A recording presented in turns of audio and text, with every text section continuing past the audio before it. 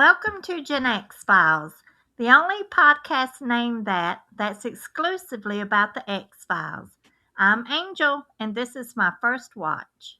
I'm Matt Anderson, and this is my second watch of this episode. I'm Dash, and this is my third or fourth watch of the episode. And I'm Melz, and this is also my third or fourth watch. And if you're listening, I want to believe you're a friend. And tonight, we're asking why Matt Anderson won't tell us where he was on November 22nd, 1963.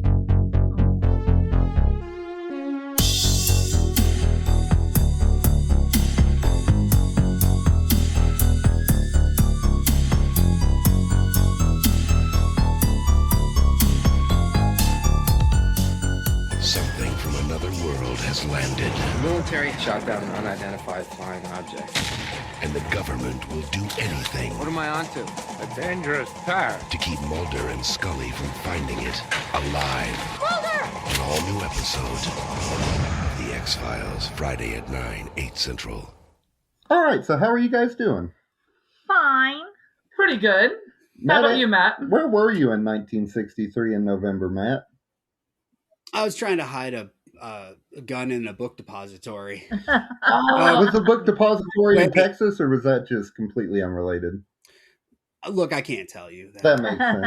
Sorry. That's fine. Sorry. We, you know what? We'd have to go to an aquarium, and then I can tell you everything. Aquariums are the perfect place for disseminating secret information.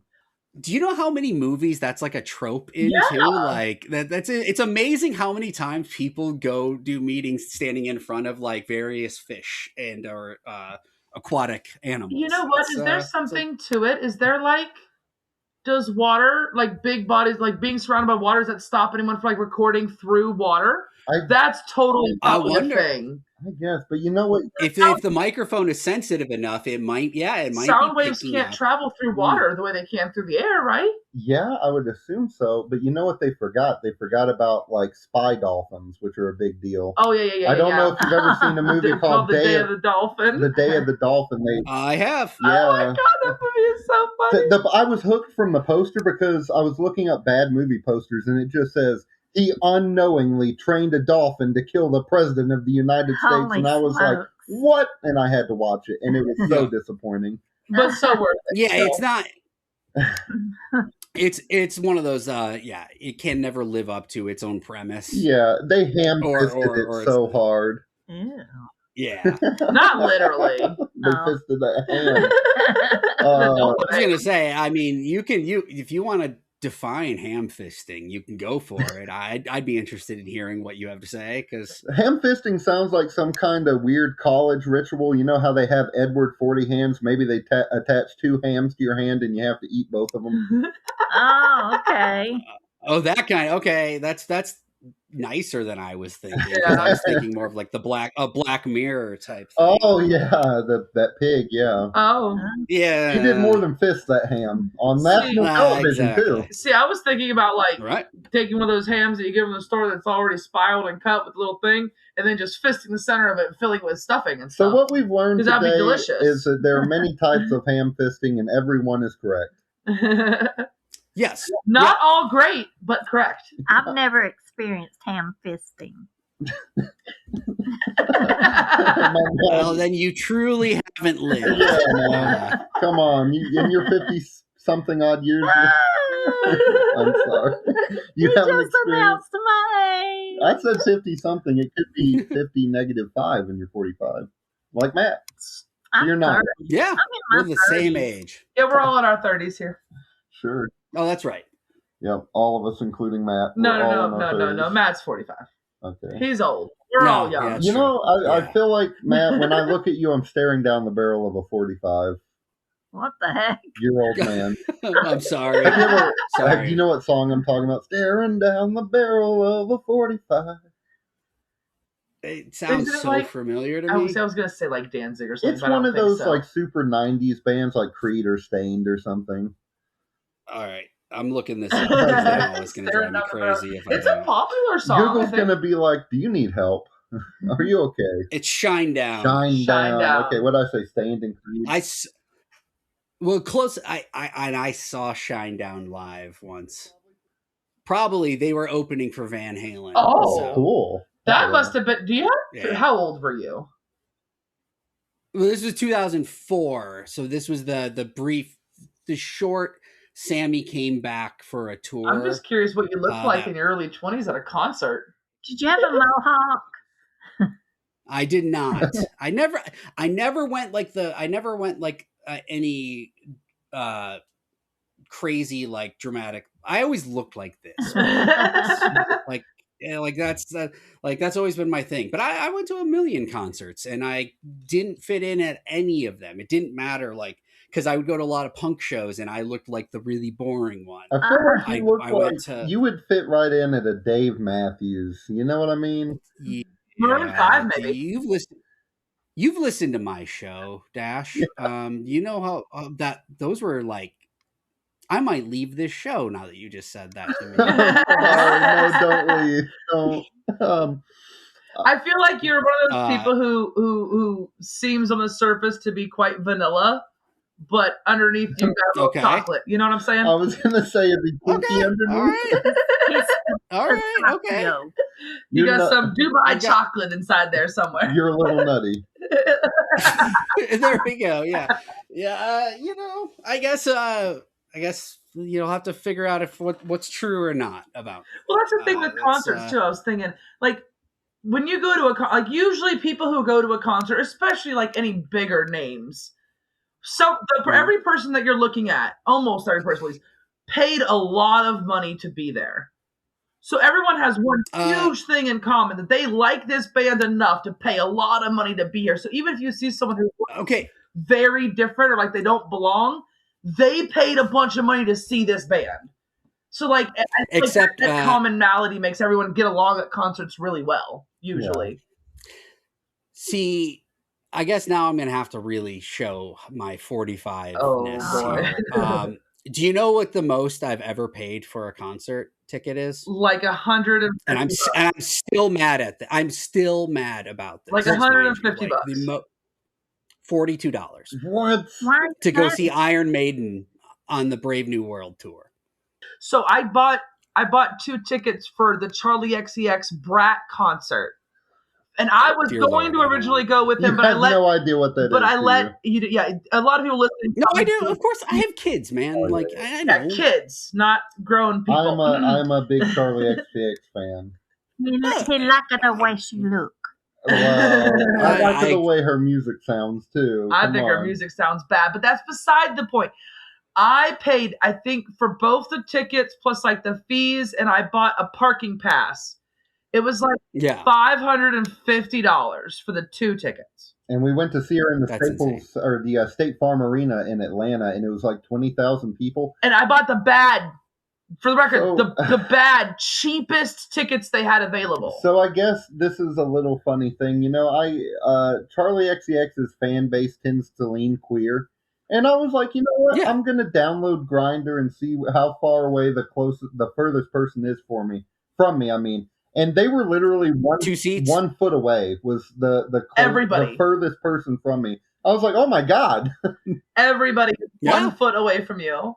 It's the same thing when you go to... and that's the only reason I download Grindr, right? Yeah, of course. Okay. And only. It's kind of funny because that's the same thing that happens at like MAGA and conservative conventions, Republican conventions. Oh, yeah. The Grindr sphere blows up during all those, which is not to get too much into politics, but that's very true. Me and Mom went to that Charlie XCX concert, and at the end we just stood up and said, did we just watch a MAGA rally? I feel like Charlie XCX would be very upset with you. Yeah. She won't listen to this, most likely. But besides being filled with nuttiness, Matt, is there anything else that's been keeping you up at night lately? Have you been watching anything? Have I been watching anything? Or reading anything? So, yeah, well, okay. You eat every day. Watching... Yeah, I read every single day. Actually, I'm rereading a book right now called this is Emperor Mollusk versus the Sinister Brain. Is it like a sci-fi which is type? It's a sci-fi. It's a comedy, like book about kind of pulpy sci-fi type deal. in that vein, but it was a book from like 10 years ago. But my favorite living author is a guy named E.B.E. Martinez, who's Comic written author. just a ton of books. No, he's never written any comic books. Wait, but he's written. Who the fuck am I thinking of then?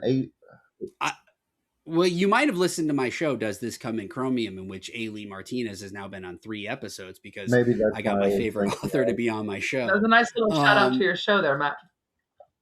It's pretty good, isn't it? I can. I've done a few podcast plugs. I'm getting better at them. But anyways, the book is hilarious because you wouldn't think you would find something you could like relate to in it, because it's about like a just little squid creature essentially that like uses a bunch of like fake bodies, and he conquers Earth and becomes the emperor, but then gets bored with it and decides and that's the he wants to kind of be a good guy. Emperor the Mollusk. Yeah. And then he meets an adversary, the Sinister Brain, that is for the first time a match for him. It's I can't explain E.B.E. Martinez as a writer adequately enough, because it's like one of those you have to experience his writing. But like he takes these really outlandish concepts and he writes them as big as they sound, but he somehow makes them, there's just weirdly relatable stuff to these characters that you feel like you shouldn't be able to like see eye to eye. You shouldn't be able to identify with in any way based on the premise, and he makes it work. So I will say really any of his books, but that's the one I'm currently reading. And as far as watching, I've been going back and rewatching.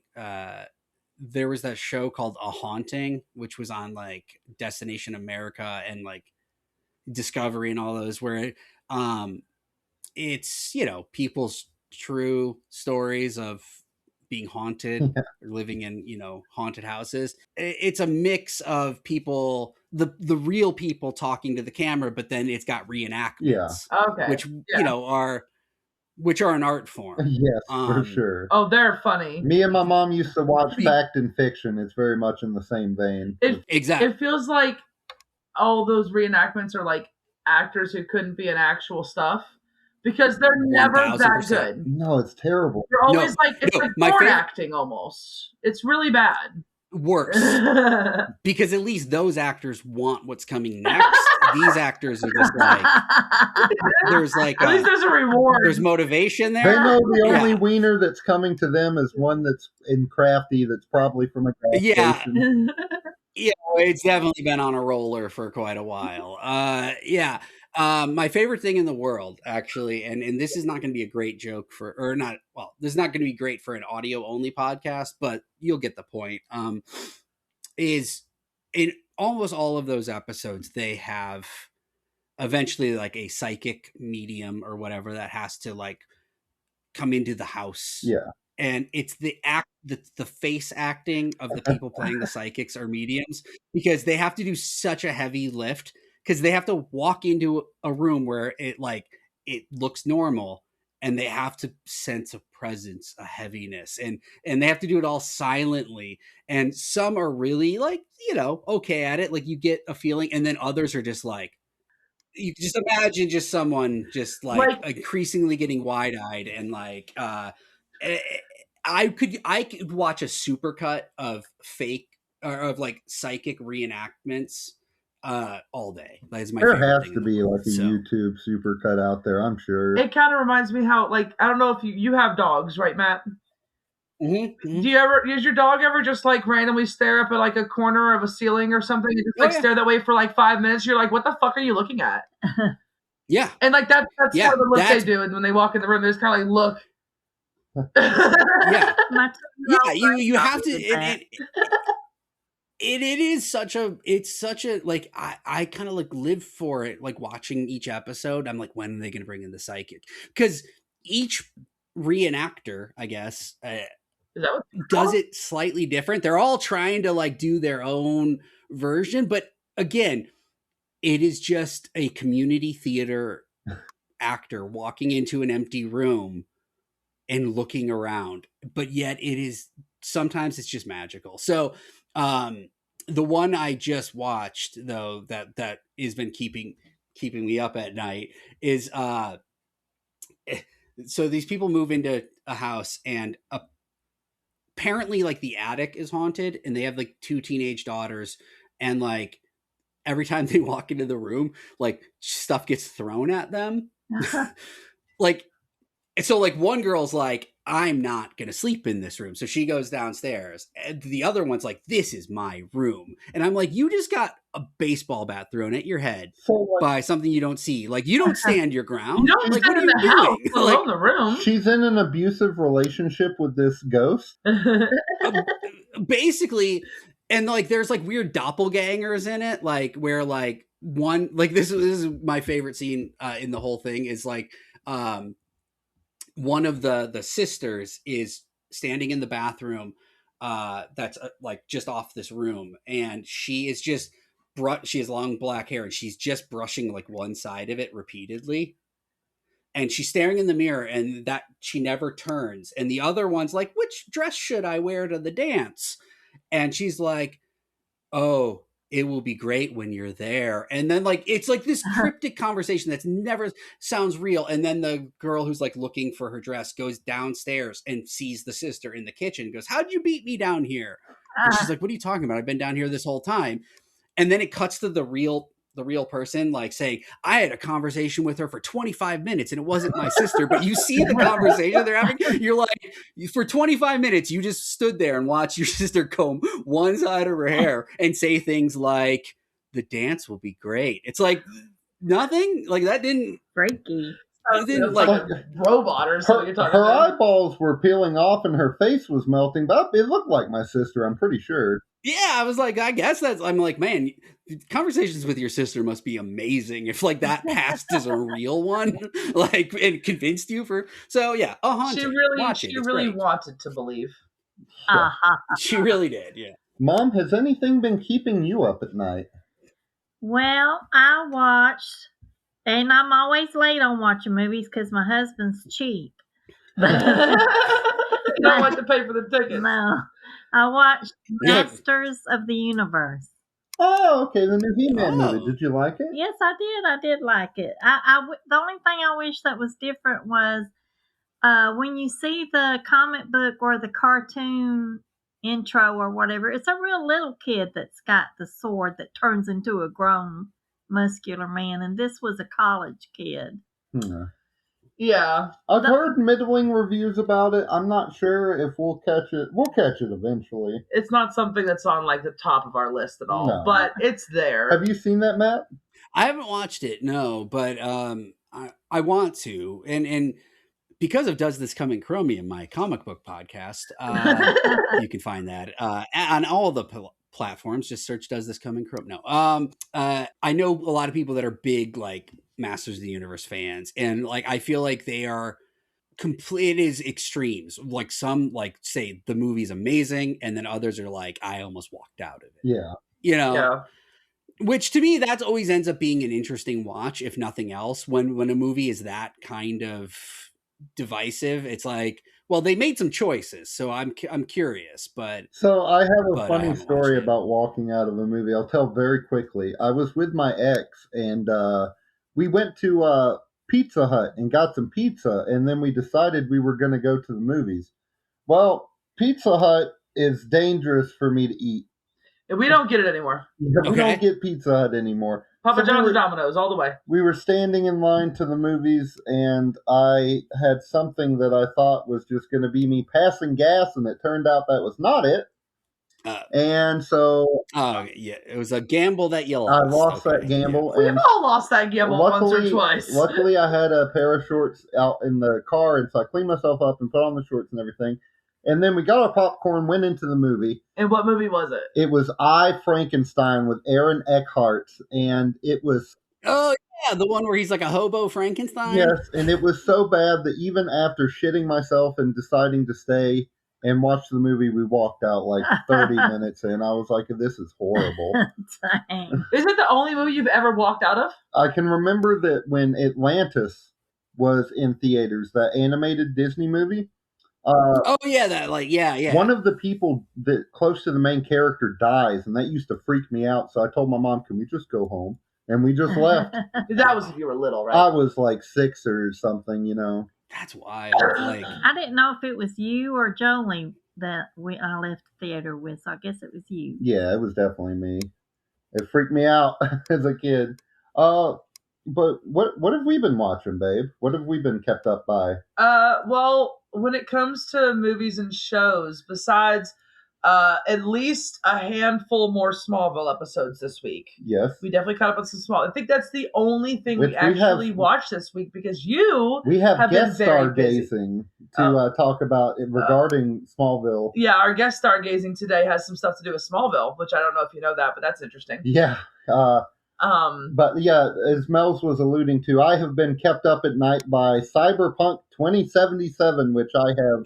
And before that, GTA 4, because that was just a few days ago you were on 4. But since I re-downloaded Cyberpunk on my PC, I have not been able to put it down because I played through it on my PS5. I got like 200 or like 180 hours into it, so it's a very long game. You can play it for hours and hours, but now I have mods.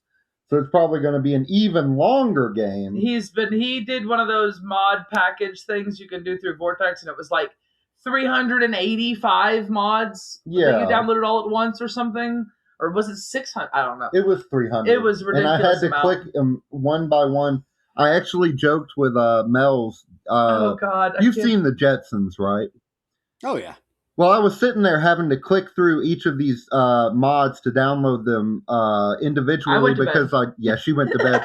I don't have premium for Nexus mods, which allows you to just download them all at once. Oh, okay. It's like a 3-second load screen between each click, and it has to do 2 clicks per one, and there was 386 of them. So it literally took you it was like 307. It took you like an hour and a half. Yeah, literally just clicking the whole time. And I said, I feel a little bit like George Jetson when he came home from work, and he's like, Mr. Spacely made me press the button 40 times today. It's like, poor guy. Yep. But it was very annoying. I thought you were going to say, like, because you can't get off this crazy thing. Like, you can't just stop Jane, clicking, get me off this crazy thing. No, but Matt, what's that? Do you see that up in the sky? Do you see that? What is that? The blinding light or the weird shape? Well, the blinding light could be the weird shape could be somebody from this episode, but the blinding light could be because we're about to start guest stargazing. Oh, that's a fumbled up fucking segue, but there you go. Hey. So Bruce Harwood, the guy that plays Byers, the suit-wearing lone gunman, we actually have seen him before in Smallville. He was in like a season 3 episode where he was just a helicopter pilot for about 20 or 30 seconds. He has like a couple of words that he says as the pilot, and that's like literally it, right? Yeah, and he's been in a couple of other things, but that's like the only thing that I could see that really related to us, besides obviously the Lone Gunmen standalone series and this. Yeah. Spoiler alert, the Lone Gunmen are actual characters that we get to know more. Yeah. And Tom Braidwood, I call him the froggy guy before we learn his name, the guy that's taking pictures of Scully being weird. Uh-huh. And the one that keeps saying Scully's hot. Yeah, he's Frohickey, and his name is Tom Braidwood. And in, I think before I've called it the Ghost in the Machine episode, I might have fucked it up, but it's the Shadows episode where that woman was being haunted by her dead boss. Uh-huh. Uh-huh. The scene where her dead boss's parking spot was being stenciled over. The stencil was Tom Braidwood's name. Yeah. Really? And also in this episode, when Mulder goes undercover, he uses the fake name of Tom Braidwood. Which is weird because they use his name before, but never in an episode that he's in. Yeah, like I was saying in the Shadows episode with that little visual gag. But yeah, so that's interesting because he's also like an assistant director. Before all this, he was working behind the scenes, and now he's in front of the camera. Oh, okay. Yeah, and still, I'm assuming behind the camera as well. Yes, And another Smallville connection. This is absolutely hilarious. Yeah, because we just watched this episode. Yeah, the guy that plays Ranheim, the trucker, is in the episode of Smallville Fierce that we just watched as a... What the hell was he? He's some kind of a character, but I was literally working on the notes for this episode when we watched it, and I was like, I felt like Leonardo DiCaprio on the couch. I was like, oh. That's I know that guy. Yeah. I think he plays one of the people who's been experimented on and like has kryptonite meteor freak powers or whatever. Yeah, something like that, man. Meteor freak is now a slur in the show, I guess. They treat meteor freak like a slur in the show. Meteor it's freak funny. in Smallville kind of feels like Mudblood in Harry Potter. Yes. Yeah. Very, very, very good comparison. But one more funny thing that I did not realize until this episode when I was doing research, Jerry Hardin, our beloved Deep Throat, his daughter actually is Melora Hardin, who played Jan on The Office. And I did not know that. Oh. That's crazy. And not that I'm an Office fan or anything, but I've seen a couple of episodes. You're not a Office fan. You just never got into it. I don't hate it. I just never got into it, yeah. Can I just add one quick thing here really quick? Yeah. For my show, Does This Come in Chromium? Coming up soon is an episode with Brian Q. Miller, who was a main writer of the Smallville series. Really? He will be on to talk about a comic book. So there you go. Wow, well, tell him I said hey, I guess, if you want. I will. Tell him our favorite episodes were the ones that he worked on, you know. Well, I was wondering, what episode did you say was the one with the guy? Fierce. Fierce, okay. Because I was like, wait, season 8. I was trying to look, I was quickly looking up, and he wrote one called... 7. Oh, 7, okay. Yeah, so I mean, almost certainly, if he worked on one of the seasons beforehand, we've seen him, you know. Yeah. Oh, yeah. But I thought for a second he wrote that particular episode, but no, he wrote this episode called Committed, which is in season 8. So never mind. Oh, so we haven't. I think he was still working on the show, but yeah. Anyways, Brian Q. Miller will be on Does This Come in Chromium? You can cut that. No, you're fine. I don't mind if you do like a bunch of promos or anything. But Matt, I do happen to notice, Matt, that you have a piping hot basket of episode fries there beside you, and I was wondering if maybe you wanted some tidbit ketchup. I do. I want some catsup. Here's some tidbit catsup. Catsup. The scene where Byers tears apart a $20 bill was shot using actual 20s, and they kept screwing up the take. The actor said that he probably wasted about $120 before they got it right. Oh my gosh. Yeah, why? I don't know. Just, was it too much that they were like, I got a bunch of 20s here. We don't need to go to the prop department. Actually, I know exactly what happened. It was like they priced out like what it would be to do prop money. It was seen as too expensive. They're like, look, I'm not going to screw it up. We'll spend one $20 bill, and then he screwed it up. Yeah, they call me first Bruce Harwood, don't you know? I feel like even making fake prop money that has an actual strip for you to pull out. Yeah. That would actually probably maybe cost more than $20, right? I would imagine that exists, though, somewhere in, like, prop departments already. Like, and it's not like the strip was, like, the strip just looked like, I mean, a piece of plastic. I don't think that's what it looks like. I think you could do a sleight of hand magic trick. You could tear it and have, like, a little piece behind it. It's a piece of paper. Yeah. Like, you don't need to. But no, they use real money. But this episode went through 4 drafts of the script within 13 days, which is funny because the last episode we watched also went through 4 scripts, but in 14 days. And that's not as good of an episode nearly. Yeah, somehow that one turned out terrible. This one turned out great. The Young at Heart episode drafts were January 4th, January 10th, January 11th, and January 18th. And this episode was January 11th, January 18th, the 20th, and the 24th. So, like, on the 11th and the 18th, man, you know, the, like, photocopier or whatever, the printer in It was just going nuts. It was going nuts, man. Yeah, I wonder if, like, all them damn pages. Writers got confused and mixed up on which episodes they were writing on, and maybe that's why the other episode got all fucked. That might happen. They all ran down the hall at the same time and ran into each other. And then their papers collided in the hallway, and they all fell, and they had to collect them, and they got them all mixed up. This episode was actually really a first for the X-Files because it was one of the earliest times that the internet actually played a part in the show. What? Glenn Morgan said E.B.E. was partly shaped by fan mail and online discussions from viewers who wanted more UFO mythology and more information about Deep Throat. In fact, the first scene Morgan and Wong wrote was Deep Throat's confession about having killed an alien. Spoiler.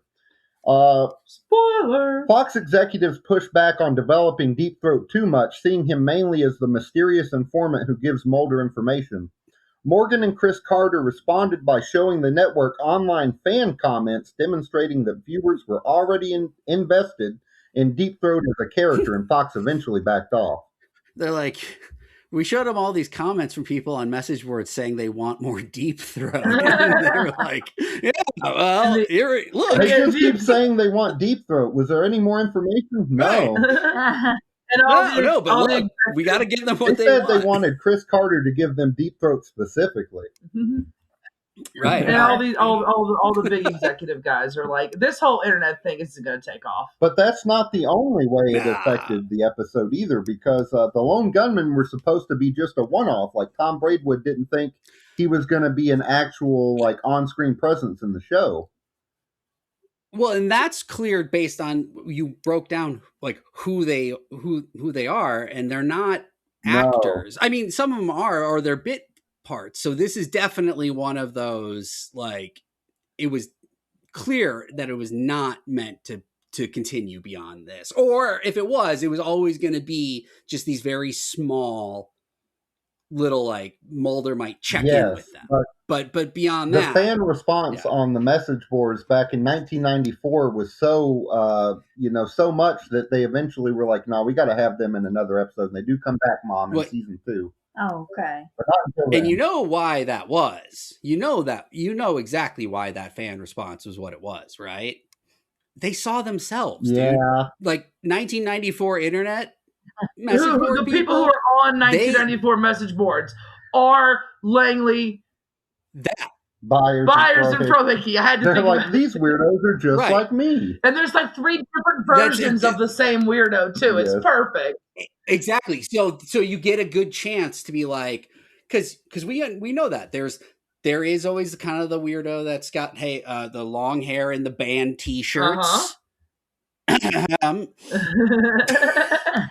Looking at someone right now. Funny. You know what? That's funny. He called that a band T-shirt. It is. I had a dream. I can't tell. So it says the 1975, but it is actually over the cast of Nickelodeon's Victorious. And it's because I had a dream where I was at a party and Kendrick Lamar was there for some reason.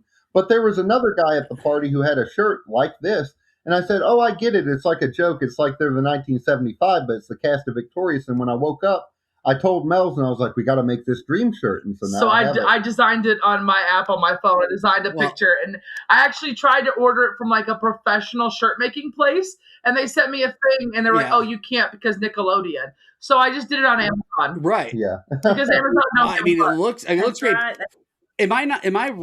Am I wrong in thinking there's a band called the 1975? There is. It's a good. We like. Okay. There's some controversial stuff with the lead singer lately, but we like their music. Yeah. But it was just. He has another shirt from a dream too. The flaming hot banana flavored Cheetos shirt. I had a dream that I walked over the Canadian border, and I was like, man, I want to get something, but I don't have a lot of money, so I went to a gas station to see if they had any weird snacks. And sure enough, on the shelf, there were these double banana flaming hot Cheetos. And so when I got those, and when I woke up, I had my sister draw out a bag of flaming hot double banana Cheetos. And then I got it printed on a shirt. Yeah, so I have 2 dream shirts. Can I ask what makes a third. Yeah. Can I ask what makes a double banana? Is it like you Is it like one of those double yolk eggs where like you peel, but in this case you peel a banana and there's 2 in there? It's like a surprise. I think it's like it's filled with banana and banana flavor on the outside. Sure. Oh, banana coated and filled. Okay. Yeah, okay, double. I mean, don't forget the flaming hot. Coated and filled. You know, I have to say that does remind me. Actually, I have to comment on this. This sounds so disgusting. The newest crumble cookie today that just came out says Flamin' Lime Crunch Cookie. What? And it looks like it has Flamin' Hot Cheeto stuff on it. Ew. I gotta look at it. No, And ew. No. Just random. Ew. They need to be stopped. They need to be stopped. Seriously. The other one's is like a blue raspberry slushy cookie. And what the fuck? You know who needs to stop them? Who needs to stop them? Billy Graham. Graham crackers? Billy Graham Cracker needs to stop them. Because this episode was directed by Billy Graham. But not the Billy Graham. No, his name was William Graham, but the first time that he directed an episode, I told my mom, did you know this was directed by Billy Graham? And she was like, what? Yeah, he actually directed quite a few of them. Let me show Matt this picture. That is... There's a lime wedge? Yes. But what are they doing? I almost want to try it just to know, but then I know I'm not. No. Then they win. I know. Because that's what they're relying on. They're not relying on repeat customers. They're relying on people that are like train wreck enthusiasts. But like you hear something like, but they're not wrong though. You hear something like that, and you just really want to try it. Yeah. You're just like, I want to know what that's like. I know I'm not gonna like it though. And this episode was written by Glenn Morgan and James Wong and had an air date of February 18th, 1994. Mom, what were you doing that day?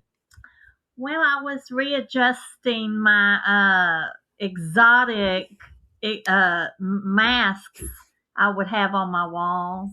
I was readjusting those. Because exotic masks? Yeah, exotic little masks. They weren't the size of real faces. They were slightly smaller. They were ornate, right? Yes. I remember something about that. I used to collect them for some reason. Because they were cool and interesting, right? They're all unique and different, and they look cool on the wall. Yeah. My mom, the mask lady, I guess. That's awesome. Kind of spooky at night when you only have the television light on and you look over and see a face on the wall. You could have been on A Haunting. Yeah. Yes, I would have liked I looked that. over and I was talking to this mask. I thought it was my mom the whole time. You're like, Mom, don't you remember all those long conversations we had? She's like, what are you talking about? You were wearing that creepy mask. You were brushing your hair the whole time. You're brushing your hair, wearing a mask? But would you guys what? The same question. What? Oh, what I guess for me. Doing that day? What Why were you not? doing on that day? Go ahead. So was this when it was airing? 1994. Was this when it was airing on Friday nights? Yeah. Probably at this time. If this was when it was airing on Friday nights in 94 February, so I'm 13, newly 13. I am probably at my grandfather's house watching Nick at Night because they would play The Adventures of Superman, and I'm old. I was old even then. And then I probably went to bed at a reasonable hour to get up for my job as an illegal worker at a comic book store named Graham Crackers. Wow! Full circle. Full circle. I love it. There's a couple of full circle moments. You know what episode. you said, right? You know what you said? You said I'm 13 when you said that, and my first thought was, "Wow, you look really bad for 13." Yeah, you look. Yeah, I do. I'm kind of like a Jack. Williams and Jack. Did you just say Jack? I did. We did this. I did the same thing. That's awesome. That's what I thought of immediately was Robin Williams. Oh my God. Rest in peace. Shout out Robin Williams. Awesome. Shout out Robin Williams. Oh. But would you guys like to get into the episode proper? Sure. Yeah. So is this the fries of the episode or whatever it's called? It's the fries of the episode. We're going to enjoy them one by one. One little salty tidbit at a time? Yes. So we open up on an Iraqi pilot as he flies through the air at night. He sees an object shining off in the distance. There doesn't seem to be anything pinging on his radar, though. And he notices this thing is making some wild maneuvers.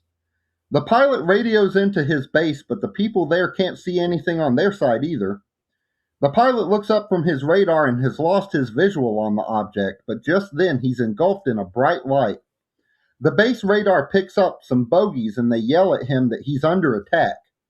Flyboy goes on the offensive, maneuvering himself to fire on the unknowns. He lets off a missile and scores a hit on something. But we cut to a NATO surveillance station on the Turkey-Iraq border. The soldiers at the station are woken up by what sounds like a giant explosion. Outside they can see flames jutting from some kind of wreckage. One of the soldiers radio in to say they have what appears to be a crashed aircraft at their perimeter. Command tells him that's a negative, that they didn't see anything on their side. He tells Command that something is definitely there and goes to check it out, and we get the credits. Yeah, this is going to sound really silly. I don't know what happened while we were watching, but I didn't make the connection that was probably the alien. You didn't? I didn't at all until literally just now when you said that. When we first sit down to watch the episode, you're kind of getting stuff ready, though. Well, and also, to be fair, like, they don't they kind of hand wave a lot of the how it's connected. Like, that really should have just been over the United States. Like, it should have just been, because they basically, because what now has to then happen, without getting too far ahead of ourselves, is this thing that was shot down by an Iraqi fighter crash lands in Turkey. On a NATO base, gets to the United States, and then has to continue. Like, that's a weird. Why didn't they just have it crash in Tennessee? Because why didn't they fly it to Seattle or something? Or near like Arlington or something? Or like over like any kind of military base that, like, they would maybe have routine, like test flights happening or anything like that.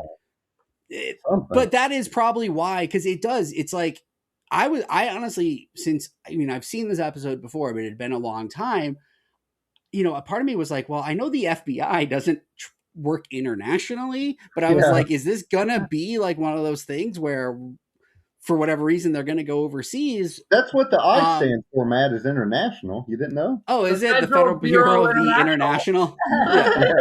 It's the FBI. But yeah, so it is a little weird, though, because without, you really have to just lean on a line that Mulder says later, that it's like, oh yeah, it got here and now it's on a truck. Right? Like, that's so that's a big hand wave of, like, the amount of hands it had to go through, and why is it now being transported here? Don't you think that it would have been maybe just kept over there in research? It just feels like at the very beginning when they typed that thing that says like Iraqi airspace or whatever it says, just put Tennessee. Yeah. And don't change literally anything else. Maybe the accents of the people. That's literally all you need. They're speaking in some kind of Middle Eastern That's right. They're a different language. Make it English and bam. It's over. And they're a big fan of dubbing in the X-Files, so just slap some episode English guy's accent over it even. Well, and I didn't look in the credits to see who the pilot was, but was he even in a, like, was it an American soldier that was over Iraqi airspace? No, he was speaking. Yeah, right. That's right. I'm assuming an Iraqi language, whatever language that is. I guess the other thing that we have to remember about that beginning is maybe that is it's a clue about the Gulf War syndrome thing that comes up. Kind of. But again, not well connected to it. There's a lot of times where, like, sometimes we're just like, when he talks about the cold open, when we sit here, he'll get to the end of the cold open part, and I'm like, wait a minute, does any of that ever actually come into play during the episode? Sometimes. And half the times the answer is no. Like, it just just like when you see a poster of a movie, and then you sit down in the movie and you're waiting for that scene, and it just doesn't happen. Kind of like Day of the Dolphin. I was gonna say, it's like the cold open is like he unknowingly trained, a dolphin to kill a president, and you're just like sitting there in the movie going, well, when's it gonna happen? But after the credits, we start following a trucker. He's on Route 100 driving through Tennessee. There's just something about this guy that doesn't exactly scream truck driver, though. He flips through some radio stations and we get a full 15-second ad for Goody's headache powder. Oh yeah, and somebody's listening to the Grand Ole Opry on the radio. Yeah, who does that? Did they must have got some money from Goody's headache powder to let this full little 15-second. Is that ad a real? Play. Is that a real product? Oh my God! Yeah, it's the nasty little powders. The little white with blue writing. Yeah. That's what my husband and they're so bitter. You take them and then you have to immediately. No, you can get some that are orange flavored now. I bet it still tastes like powder though. It's awful. Yeah. So it's basically supposed to be more fast acting because you're not waiting to break it down. Is that? Yeah. It's it's acetaminophen and aspirin. It's aspirin, yeah, I think. Okay. Huh. But he settles on a station talking about alien abductions, kind of like coast to coast vibes. And a cop flies past him with their lights on. So he's like, oh shit. But just then his truck dies and shuts off. He rolls to a stop in the middle of the road. Bro is pretty freaked out, and there's this buzzing hum noise going on. He gets out with a pump shotgun and a flashlight to check out what's going on. I love this thing. He's just got a shotgun right there. That was the shotgun was riding shotgun. That was the best thing I've ever seen. He was obeying the rule of the idiom, Yeah. Shotgun called it. He looks up and barely sees something strange moving in the clouds. No time to wonder about that, though, because the doors of his trailer throw themselves open. He starts blasting into the back of his truck, and we see that whatever is up there in the sky, it's fucking massive. Yeah. It's like this big black thing with all kinds of details on it, but you can't really see it. It almost looked like the Predator when the Predator's cloaked. It's like you can kind of see through it, but it's kind of it's a little wavy. Because it's you feel like you could see the sky around it, but it was more so whatever it was cloaked, or at least that's what it looked like. Yeah, like the Harry Potter cloak. And we finally or the Predator. Or the Predator as Harry Potter, Oh, double cloaking. Oh man, if the Predator got an invisibility cloak, you'd be double cloaked. It'd be like a double banana. It's you hear a voice say, "You're a predator, Harry," and Harry turns and it's just Chris Hansen. It's I'm Chris Hansen with NBC, Harry. You need to sit down. We got some. Harry's no longer allowed within 500 yards of Hogwarts. Oh my god! Or space. Yeah, but we finally see our big lovable weirdo 5 minutes into the episode. He's gathering a bunch of weird supplies, 2 stopwatches, and what looks like a cop's radar gun. Scully picks up did. I was like, what? What is this? Was it a flare gun? No, it was I'm about to say, but okay. Scully picks up a shotgun shell while Mulder radars the ground to see how fast the Earth is spinning. Yep. That's at least what it looks like. She tells Mulder that the truck driver says he thinks he fired on a mountain lion, and that there was weather conducive to lightning last night, so that could be why the trucker's rig died. Mulder's half paying attention, he's like, yeah. He's pretty caught up in whatever ground phenomena he's trying to measure. And besides, the light the trucker saw might have just been swamp gas from the nearby marsh igniting. Okay, Scully, whatever. What the fuck are you talking about, Scully? Sometimes the shit it's just what you're just throwing shit out there just to hope you hit something. It's ridiculous. Mulder says he knows what she means. It happens to him every time he has a Dodger dog. And I had to look up what a Dodger dog is. It is a 10-inch wiener on an 8-inch bun. It just sticks out on both sides. You get at the Dodger Stadium. So he's a Dodgers fan. And you usually put a lot of ridiculous toppings on it, I'm assuming? Yeah, all kinds of shit. The really neon green relish, the stuff that that is not a color. That is this Soylent Green? I've never been I've never found that stuff to look or taste appealing in any way. No, it's weird. No. What is it now? That the really ridiculously green relish. Oh, that relish, no. It tastes radioactive, kind of. Yeah, a little bit they put Mountain Dew in it or something. But speaking about radioactive, it turns out that the device Mulder has is a Geiger counter. He finds this weird ashy burnt substance on the ground and his reading goes crazy. He collects some and turns to Scully. He says it seems a little weird for people to freak out this much over just swamp gas. And besides, out of all the weird cases of alien sightings he's investigated, none have had this much evidence. I mean, there's eyewitness accounts, exhaust residue, an assload of radiation. He just can't figure out why it seems like the truck driver was specifically targeted. Scully is like, none of that crap is conclusive, Mulder. Don't you like my theory about a trucker getting high on ground fumes and shotgunning his hallucinations? Mulder's that is actually more realistic now that I think about it. Yeah, honestly, in our reality, it really is. Mulder is checking out those stopwatches, though, and half listening again, because one of them is 9 seconds ahead of the other, and Mulder loves him some missing time. Yeah. What was your two question? Different devices that, relied on him pushing them exactly at the same time. Yeah. My question is, the stuff that he picks up off the ground, does that ever come back in this episode? I do not think it does. I swear there's some point where there's a reference to the test came back and it was radioactive.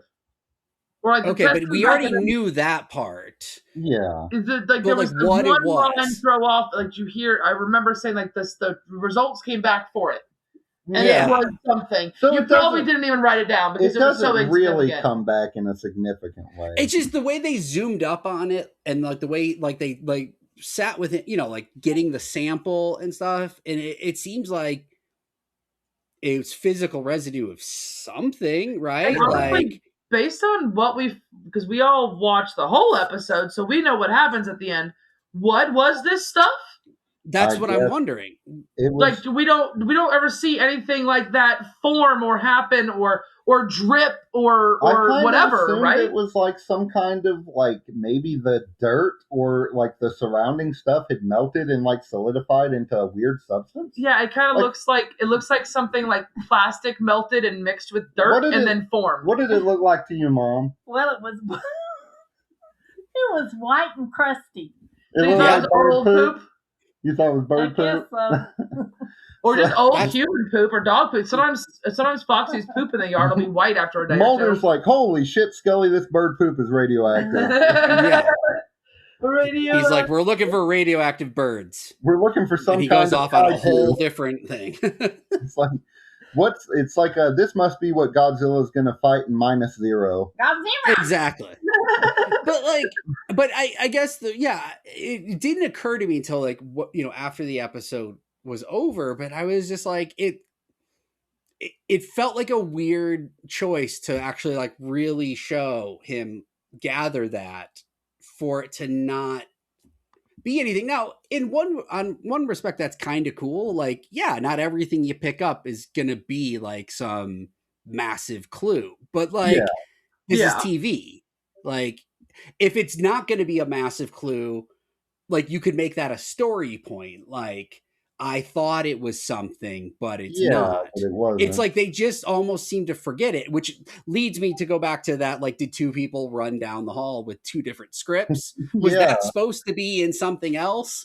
Was that supposed to go somewhere? Maybe. Young at heart, maybe. In reality, in our world, they go to crime scenes and pick up tons and tons of different things, and they test all of it. And I would imagine, you gotta learn how to drink better. I know, dude. I'm just welcome to Spill Soda on Myself, where we watch me spill soda on myself. Yeah, we're on the spill files. This is the spill files. Yeah, but they test everything at those sites, and most of it is literally nothing. Yeah, right. It makes sense for it to be nothing, but usually in shows that all the things they test that are nothing, they don't show you those things. Yeah, because it's inconsequential. It doesn't matter. Yeah, well. And the other thing is, if you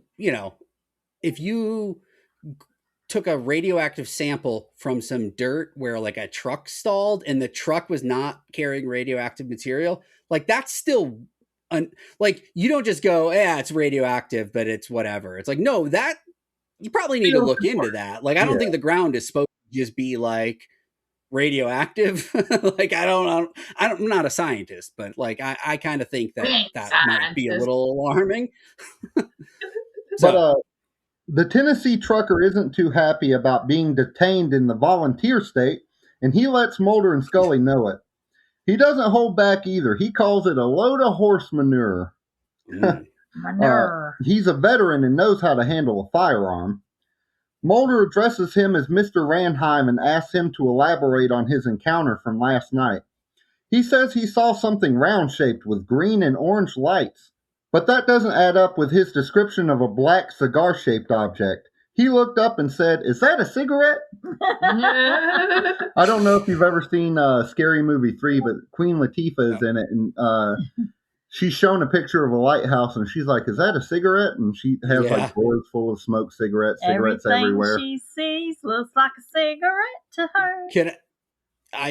I can tell you, I just made a Scary Movie 3 reference yesterday. Oh, really? The scene with where Charlie Sheen's talking to the sheriff and it keeps cutting back and her hat keeps getting bigger is like unreasonably funny to me. Watch that. Did you get it from someone on Discord? Is that why he saw it at the same time too? I don't. No. This was right now. It was. I saw it on Blue Sky. Someone was posting about watching all the Scary movies, and that and like the part where the guy asks for a ride after he killed his wife is maybe my like when that guy is sitting on the ground, he goes, "Hey, can I need a ride?" Is these parts are unreasonably funny to me for like a movie that's not all that great, but like right. Can I ask you a question at this point about the trucker? Yeah, where you guys are at, like, so what do you think, like, in your minds, what's going on with him? Because like I'm still not totally clear, but like at this point, are we supposed to think he's either like been like body snatched, or is he supposed to just be an unreliable narrator? Like what is? I think he's working for the government, and I think it's not Gulf War syndrome why he's like that. It's because he's been transporting this otherworldly thing around. Yeah, and you didn't mention, by the way, in your description right there. Because I'm sure you're going to mention it in a second because they talk about it in the scene, but this guy looks like shit. Oh, yeah. He's covered in like red rashes. He's sweaty. He's coughy. He sounds bad. He looks terrible. For the whole of this scene, he looks, I wouldn't want to, whatever he's going through, I wouldn't want to have any part of it. No. But yeah, I think he's a, what do they call it? What's that word for like someone that the government puts in to like be the person who takes the fall for it? Oh, a patsy. The fall guy. The patsy. Patsy, yes, exactly. So is he intentionally giving different details because that's the whole point? Like, I think so, yeah. It's kind of like flooding the zone with so much information they don't know where to look, kind of. Right, okay. But Ranheim, who is looking very unwell, as Melz mentioned, says he didn't ask for this shit. He was just trying to make a delivery. He starts having a coughing fit, so Scully pours him some water. She asks how long he's had that cough. Because between that, him being a vet, his fever, and a rash, she thinks he has Gulf War syndrome. He says he wasn't in that war. Mulder rephrases Scully's question. How long has he not been himself? He tells him... Yeah. That's what you're talking about, yeah. Well, and also he pushes the water away. Which that's signs he can't drink water. Oh my God, that's true. He tells him that it's just been since last night, and before Mulder can ask a follow-up question, the local police chief comes in, apologizes to Ranheim for the fuss, and tells him he's free to go. Mulder Buford Pusser comes in. Yeah, old Buford Pusser. He comes in and says, "Look what they did to you." Yeah, look what they did to you. Also, I didn't kill my wife. Yeah. If you're wondering, she's not. She may not be alive, but it wasn't my fault. Okay. Right. Don't go in that room. You're not going to be happy with what you see. But I don't know what's in there. Mulder interjects and tries to follow Ranheim out, but the mustachioed gentleman cop grabs him by the sleeve. He tells Mulder he's not going to get anything else from the county. Scully asks why, but he just tells them that they need to leave, and then he walks out. Our agents leave too, with Mulder saying he wants to discuss it somewhere else. Somewhere else is a public airport right in earshot of several people. Mulder this is insane, right?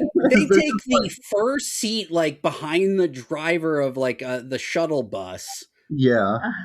And they talk right around everyone. Yeah. This happened. we comment on this a lot. This happens a lot where they'll talk about inappropriate things, definitely in earshot. Like the girl talk about is she adopted and stuff, and she's like literally like 5 feet away. Oh, In They the do Eve that episode. a lot. There's also a recurring theme with this episode. People will just walk away from people several times. Like Mulder does it, Deep Throat does it, this cop does it. Everyone does it. At Just least walk a couple away, of like times. conversation, like just drop some bombs and then just walk the fuck away mid conversation. Oh yeah. But Mulder and Scully are renting a car, and he tells her he's sure that Ranheim was hiding something, and it's obvious that someone got to the police. And a woman next to Scully asks to borrow her pen. Mulder continues, saying that he only got sick last night. Scully asks him if he's implying Gulf War syndrome is caused by UFOs.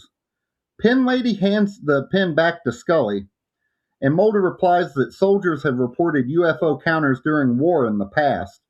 Our agents board a shuttle, and Scully brushes those sightings off as secret military aircraft. There's a base in nearby Little Rock, anyway. Maybe what Ranheim saw was something that they were testing. Mulder says he has some people he's going to talk to when he gets back to Washington, an extreme government watchdog group that publishes a magazine called the Lone Gunmen. A lot of their information is primo stuff, reports on covert ops and classified weapons. He says even by his standards, some of their ideas are downright spooky.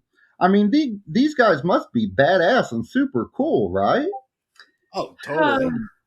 We cut to a very peculiar, bespectacled, froggish fellow taking pictures of Scully.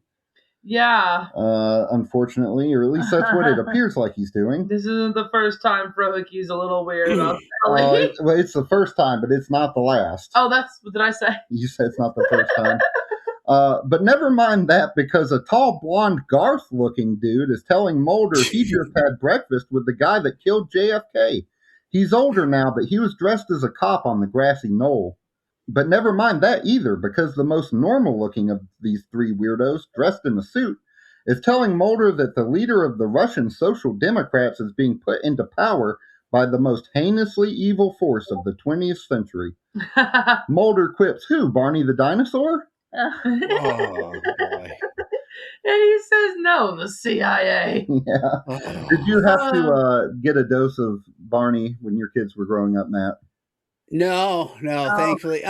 When I was just a little too old when Barney was like really big, but like my mom would watch my younger cousins, so that's where I kind of had to see a lot of it. But thankfully, I had some Barney doll. I did. Oh. I had some stuffies, some stuffed animals. It's all right. I understand. Yeah, the girl one too, with the green one. Oh yeah, Bop or Boppy, Yeah, Bopper, whatever. Yeah, and That no was matter, not her no matter how hard I no. tried, that bastard wouldn't become full-sized and alive. See, I know. Did you wish hard enough, though? Maybe I didn't. That's probably what it was. Like The Secret, more on that later. Are you familiar with The Secret? Is that the thing Oprah touted for a long time? Probably. But I have something that ties into that later. But I do have a comment. What? I would like to say, Matt, just so you know, out of the 3 conspiracy theorist guys, you're Byers. Byers is which one? The one in the suit. Okay. You're not the creepy short one. You're not the long-haired... yeah. Metalhead? Yeah, I bet you think of... Garth is great. He really literally Garth is like so on point. Like so on point. I got another on point reference you're gonna like later too. But yeah, like Mel said, he does say no. He means the CIA, and you can tell that Mulder and these guys are pretty tight. You know how they're joking around. Yeah, and stuff. Scully is like rolling her eyes Constantly. hard. It's so funny though, like yeah. But what's funny though is like arguably what Byers said is the most believable of the things. Yeah, the CIA constantly does that kind of, or like at least attempts to like install or like mess with other people's like elections or leaderships. That's like the one that they show her rolling her eyes at, which I thought was kind of a funny choice. Yeah, like like honestly, I none of their breakfast with the assassin. Well, yeah. I'd say having breakfast with the assassin of JFK is a little crazy, but I think that was just a joke. That was just a guy. It was just some crazy fool. Oh yeah, it was that Vincent guy. Oh no, it's JFK Jr. Never mind. Hold on. Sorry, I got it wrong. But like, but yeah, like, it was so funny that they like, and I'm sure that was, you know, to just show that like she's still like very much like our government wouldn't do that, but like that makes her seem like way ignorant or like too naive. Yeah, and like even just this season, there's been at least a couple of times where like she is definitely discovered the government's doing some weird shit. Yeah. So like, why wouldn't she? Why wouldn't she believe at this point? Well, they're probably going to say that for the next like 4 years. Speaking about how Scully doesn't believe, Garth Jr. looks her up and down and says, "This must be the skeptical partner you're telling us about." And Froggy Dude takes yet another pic of Scully and tells the room she is hot. Yeah. Thankfully, everyone ignores him. The suit guy asks them if they don't believe the U.S. would do something like that to have their old enemy back, along with the funding and power that comes with it. A phone rings and Garth Jr. answers it, turning on a tape recorder because, of course, these are the type of people to record every phone call they receive. Of course. Scully tells the suit guy that he gives the government too much credit. I mean, the government can't control the deficit or manage crime. How could they possibly pull off a big conspiracy theory like that? Really? You don't think they can control that shit? Really? And Frog Guy grabs a nearby pillow and says, "Oh, she is really hot. Holy shit." What the fuck, bro? Calm down. And Mulder tells him to settle down, Frohickey. So now we know Frog Guy is Frohickey. Yeah. Suit Guy tells Scully that it isn't a bunch of boneheads up on Capitol Hill. It's a shadow network, a government within a government controlling everything. Scully asks how, and he tells her he'll show her if she has a $20 bill. She hands one over, and Suit Guy immediately rips the damn thing in half to Scully's dismay. Inside, he shows her what he claims is a magnetic strip the government uses to track you. Every time you pass through an airport, they know exactly where you've been. Mulder addresses Suit Guy, saying, "You know, Byers, it is a federal crime to deface money." They start to devolve into conspiracy hell, but Mulder is actually the one to snap them back to the matter at hand. He asks them about Gulf War syndrome, secret aircraft, and the UFO sightings during the Persian Gulf War. Garth Jr. says, "Oh yeah, UFOs caused the Gulf War syndrome. That's a good one." Byers can't help but laugh. That's why they like him. I mean, Mulder's theories are more wacky than theirs.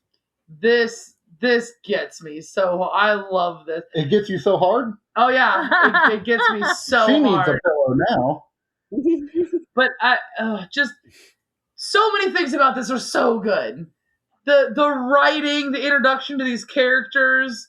You know exactly who they are. It's so good. And the thing I love about the most is when they were doing this, when they were writing this, when they were filming this, and all of that, these weren't characters that were coming back. Yeah. But then they do. And like, how did they not expect them to be so popular that they needed to bring them back? They're so perfect. It's they just how they so perfectly got like the short, creepy looking, but really smart one. And then they got the very, very normal looking CEO business looking guy who looks like everybody you see walking down the street. And they got the really long hair, hippie, nerdy, tall, lanky. That's how I remember his name. They got a variety of them. Stanky Lanky. Well, I don't know his name yet, technically in the show. Stanky Langley. But and how they introduced the names of all of them slowly. I don't know. I really like this. Sorry. So, yeah, no, like it is. I think you can answer the question of how did they not expect these guys to make a bigger impact by the fact that, like, it is as you said, it's an incredibly well written scene that is introducing characters incredibly well, but the characters themselves, like, I feel like we are meant to see them as completely unreliable as the audience. Like because like there's a thing when he answers the phone, he puts a little, it must be like a voice scrambler on the, because Scully will later say, did you see what they did to like answer the phone? So I think that's meant to be like, okay, these guys are ridiculous, but also like the money tracking thing is like such an unhinged comment because it's like that presupposes that no one spends the money. Right. Because they can't, if the money in your pocket is used to track you everywhere you go, then you should be keeping that with you. Because otherwise, if you spend that 20, you suddenly, does the government not track you anymore? Or do they know what bills you get back? And they don't have those things in the smaller bills. So that's silly. Yeah. Right. So I think this was actually, it was like one of those things like where, and this happens in comic books a lot, where like a character that is introduced as parody ends up becoming popular that they have to like keep using. So Lobo or even like Wolverine are characters, the Punisher. These are characters that were never meant to be a big deal. They were kind of poking fun at something, but they got so popular they have to emerge beyond the parody and actually be real characters. So I think maybe what is kind of happening here is that. I agree. I think it's like, sort of the same thing. Like they thought like, oh, these characters are going to be like a Cousin Oliver, speaking of, like too out there and kind of like what the hell, like they were going to be the Great Gazoo, you know? And they were like, we got to keep them to one episode, but they proved to be so popular they decided to bring them back. Yeah. They're going to make Mulder seem more reasonable as well, right? Like it's a balancing act. Like you think he's like that's like what it could really be like. Like Mulder's not that bad, right? Like, you know, but yeah, it just they caught on. So and back in the X Zone, Mulder is examining photos taken from where they found the trucker's spent shotgun shell. Scully tells Mulder those were the weirdest fucking people she's ever met. How can they think any of that unhinged nonsense they spouted was plausible? And old smooth pimpin' Mulder tells her he thinks it's completely plausible that someone would find her hot.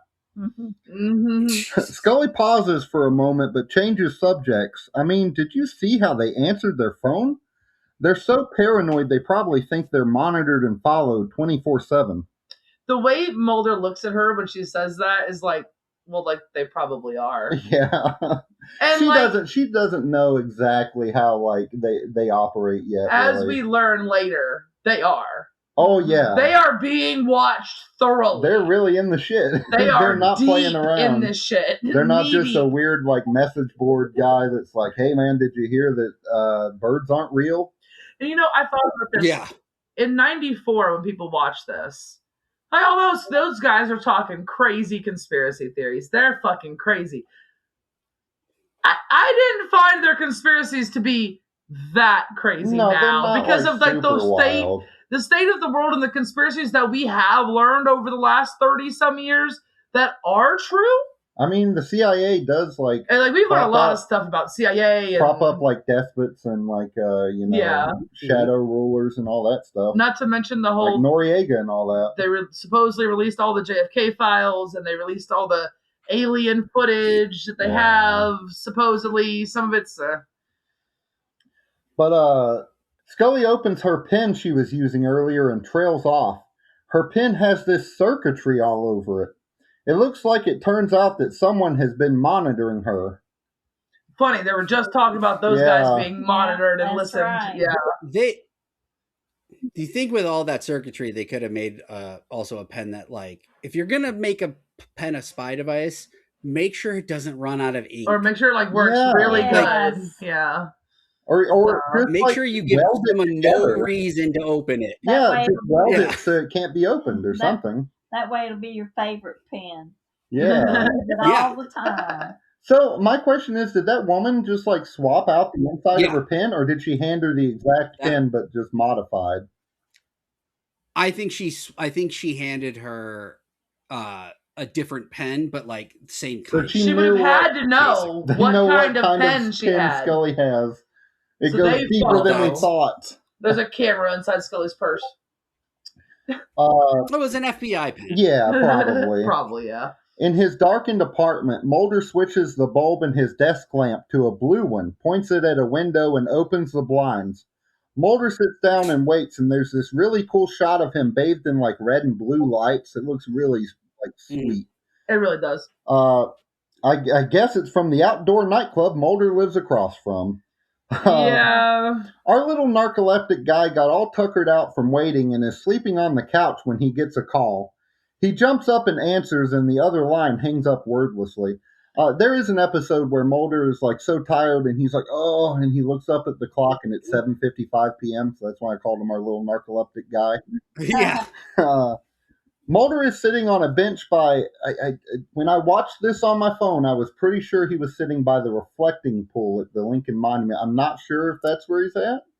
I think that's where I thought so. It could just be the Potomac River, which also does run through that area-ish, as far as I'm aware. Yeah. Because I know the Potomac feeds into the reflecting pool. But well, where does it happen in JFK? Because I think that's exactly where it is. Probably. So. I've never seen JFK. I've heard I would probably like it. It's not good, but it's never interesting. Mind. It's interesting. No, I mean, honestly, it would make, as Melz said about Disclosure Day, like it would almost make good companion viewing for this, because obviously the JFK movie really indulges the conspiracy theories and stuff. We'll have to watch musings of a cigarette. But where, oh man, is it Donald Sutherland's character meets Kevin Costner on the bench? And they have a clandestine discussion? Yep. Yeah. It's exactly that. So. But Mulder's here to meet up with Deep Throat by the reflecting pool, and I think you can get arrested for that these days. Oh, yeah. Deep Throat sits down and they make small talk about baseball. Deep Throat suggests that maybe one day they could catch a game together at Camden Yards, but of course they wouldn't be able to sit next to each other. Which sucks because Mulder bets he has the hookup with great seats. Oh, I bet. Just then a camera flashes somewhere in the background and Deep Throat turns away. Mulder says it was just a tourist, but Deep Throat tells him that in their line of work, nothing is just what it seems. Well, yeah, it's a tourist taking a flashbulb photography in the middle of the night at nothing. Like, that's weird. Like, I would follow that person. Like, that's in front of me where nothing is that you can see. What are you gonna see with my shitty's 90 camera? That's what I was about to say. With a 90s camera, it's a big camera with a flash.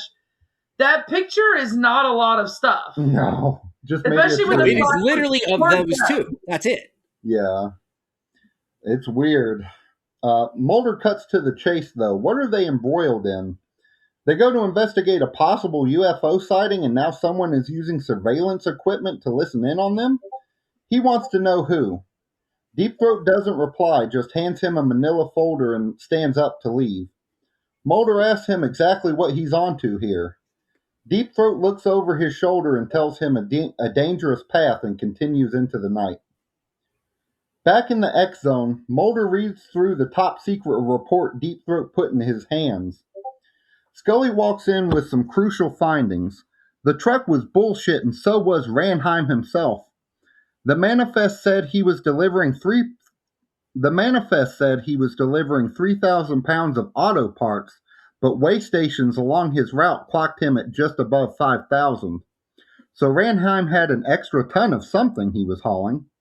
And after some intense digging, she was able to find that he lied about...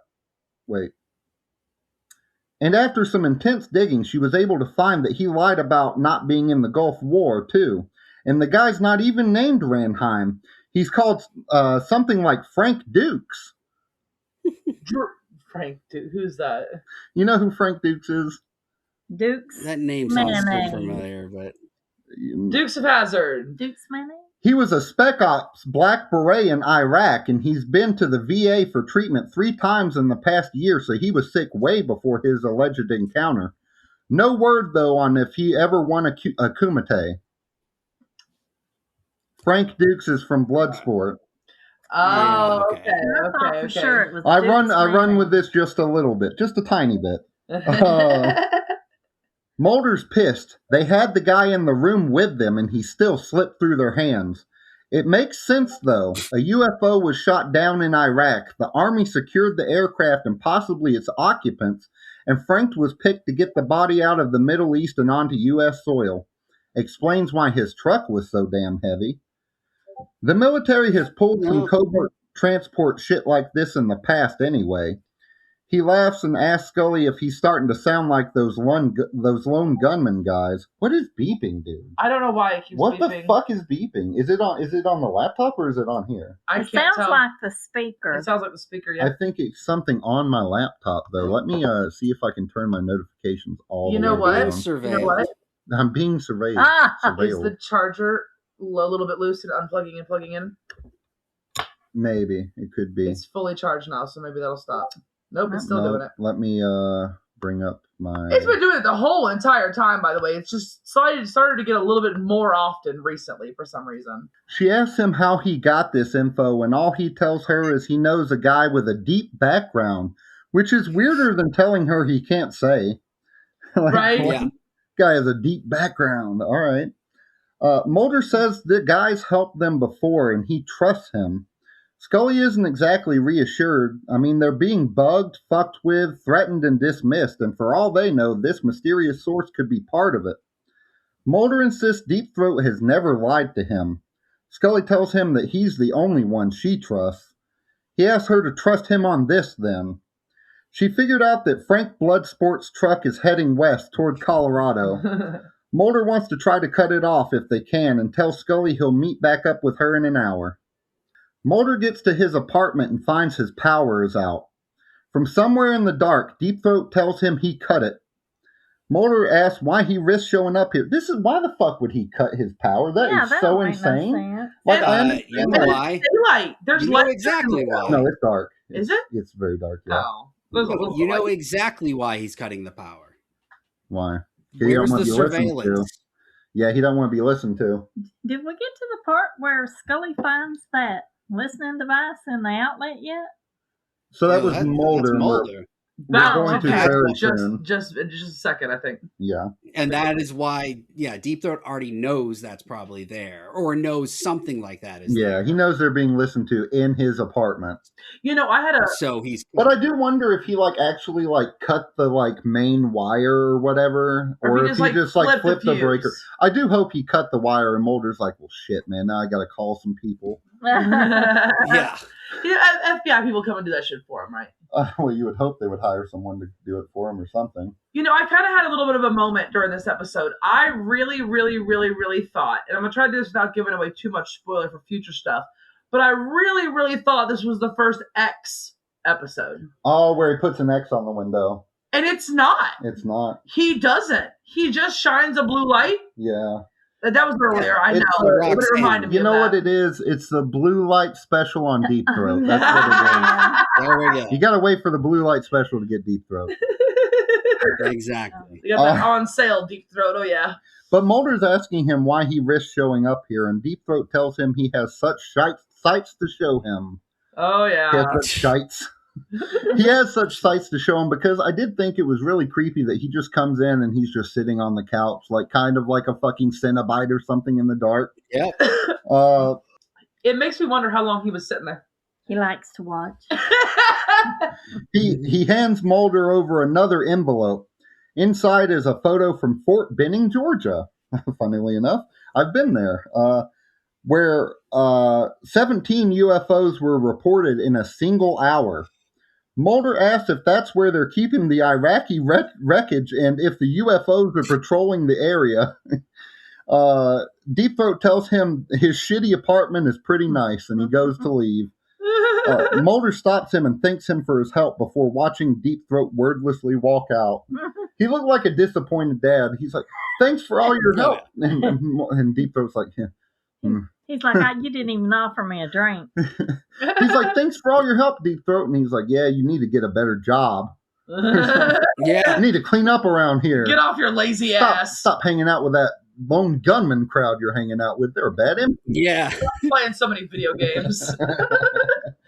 Tell that guy to get a haircut. Yeah, you need to get a haircut, damn it. At Scully's apartment, Mulder is going Mulder mode over this evidence, yapping about how it's the best he's seen. Scully is examining the photo with a magnifying glass. It's a soldier standing near a car and looking at this very visible pair of discs in the bright blue sky. Mulder tells her it makes so much sense that truck crap was a ruse to distract them from the actual location of the UFO wreckage at Fort Benning. He wants to leave immediately, but Scully bursts his bubble. The photo is a fake. Scully points out some inconsistencies and says they should have it analyzed. Mulder gets pissed. This is proof. I mean, come on.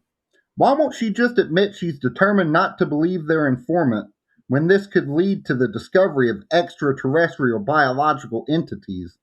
Scully thinks he's trusting this guy too easily, though. He goes to storm out, but she pleads with him. She admires his passion and dedication to his beliefs, but she thinks sometimes it blinds him.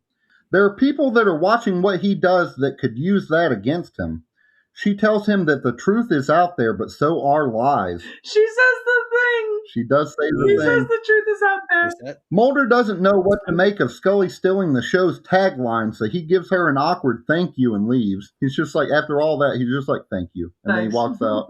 Bye. Like, He's trying to do the deep throat thing. He's trying to be like, oh, I see how that guy just leaves wordlessly, but he can't quite leave wordlessly. Yeah, he's like, shit, I gotta express my gratitude too. Yeah, in this episode, so many people just walk away.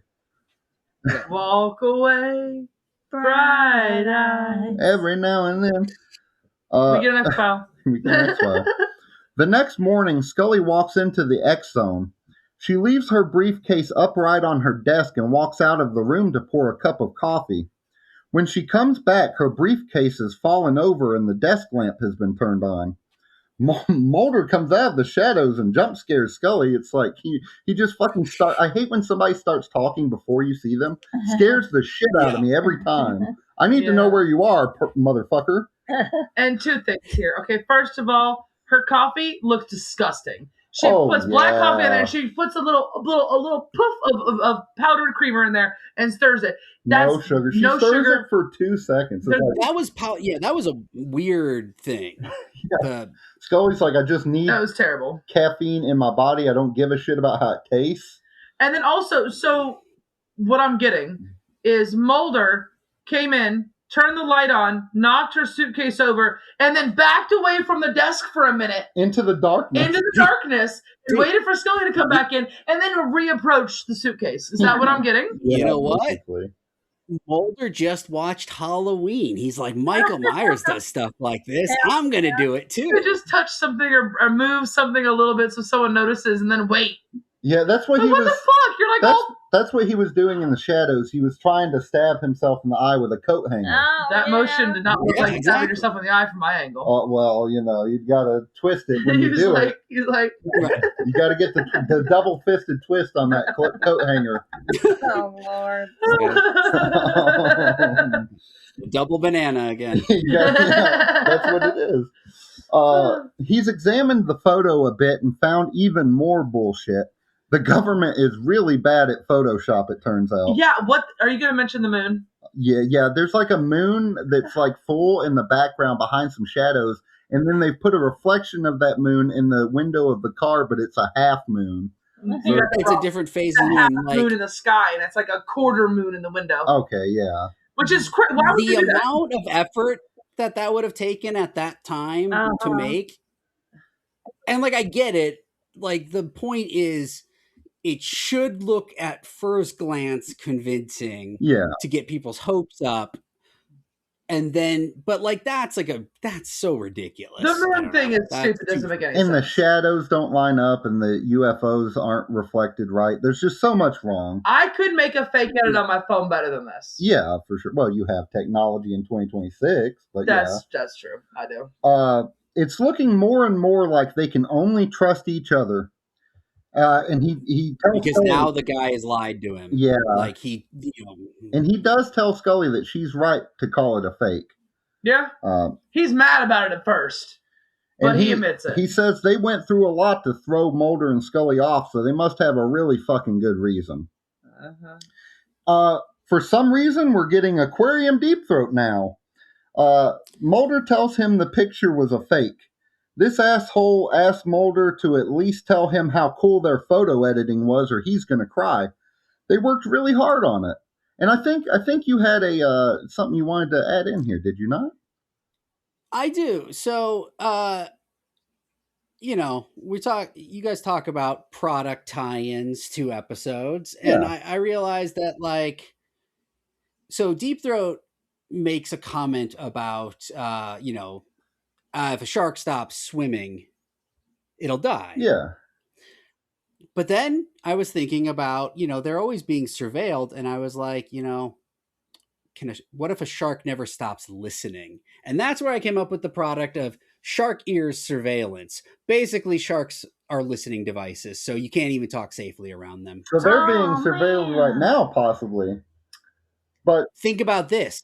If they never stop swimming, they never stop listening. I think, I guess so. Yeah. But I think what you forgot to mention, Matt, that this is a very real product that they put out in the 90s, right? Oh, it's a totally real product. Sorry. It took you a while to do the research on the product. Is that what you meant? That's what you meant, right? Yeah, that's what I meant. Sorry. It makes sense. They were like, if people are going to talk at aquariums, we want people to at least rest assured in the fact that they can go back to it. Like, it's like a shark stenographer. You know what I mean? Exactly. Oh, man. And this problem that they were solving was? We talked about it earlier. Aquariums seem like a good place to have clandestine conversations because water makes it hard for sound to travel. It's hard to record. So guess what? They found a way around it.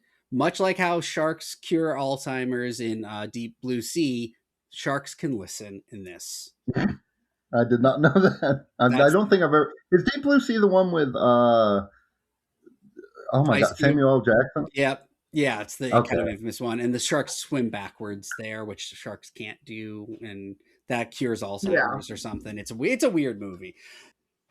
This very real product, shark ears surveillance, is sharks are spies. That's all I'm going to say.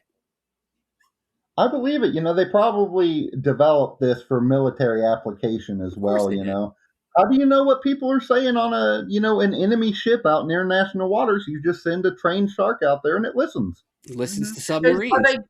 Is it the same program that trains the dolphins to kill the president? I would have to assume so. 1,000%. It's like sister programs. Yeah. Right? Yeah. But this one made it to civilian commercial use. So, if you are a civilian and you go to your local Kmart or whatever in 1994 and want to outfit your shark with ears, you could buy that. And then and you just have to have fun putting that on your shark, which they look like cat ears. I knew those things. You're going to notice. Something. They wasn't just cleaning my dang tank. But I defy anyone who does not want a shark to spy on them to go try and take that headset off of them. Yeah, right. I heard you it's a foolproof product. Yeah, but go for it.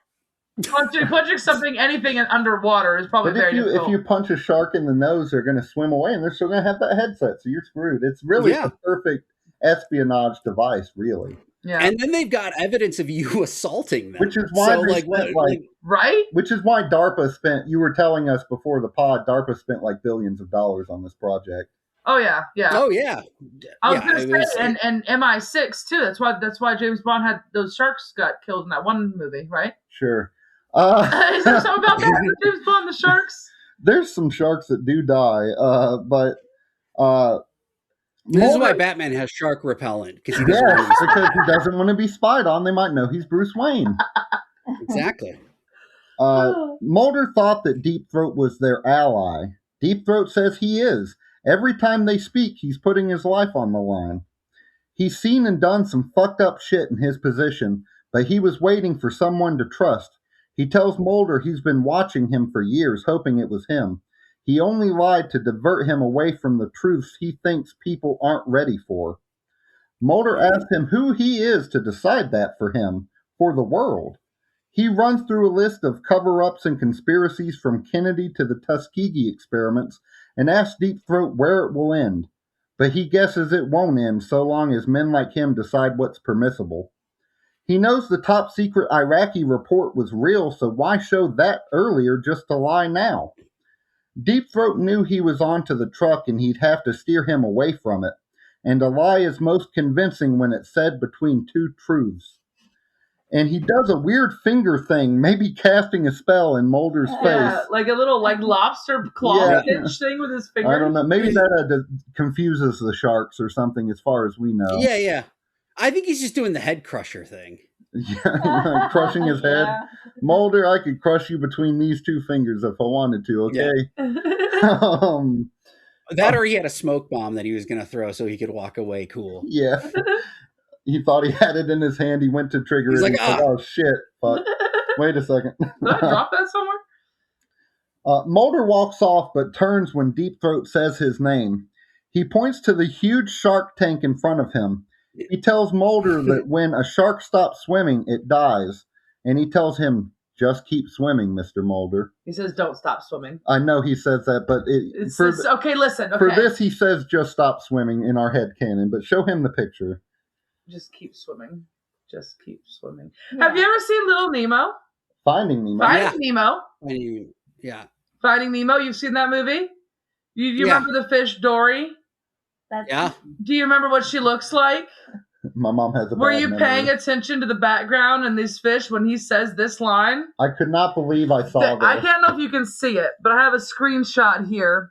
Oh, is it like a dory just and like there's looking literally out a dory at fish. And actually, you can see it when he says it. You can see the fish swimming behind him. Yeah. Wow. Hold it up a little bit higher. Yeah. It's weird. It's the exact type of fish that Dory is. There she is. Yeah. And we looked it up. It's the exact same fish. So I think he what says- we're trying to say is Pixar, you hacks. Yeah, they stole this from the X-Files. Straight up. Straight up. But Deep Throat says he wasn't responsible for their surveillance, but he does know that whoever was listening can still hear them, and he takes his exit. But we cut to Mulder frantically tearing apart his living room, searching for any sign of a bug. He's throwing shit off his own shelves and smashing his own light bulbs. By the time Scully comes to perform a wellness check, he's moved on to unscrewing every electrical outlet plate. But sure enough, right beside your standard wall socket, underneath the plate, is some kind of surveillance device.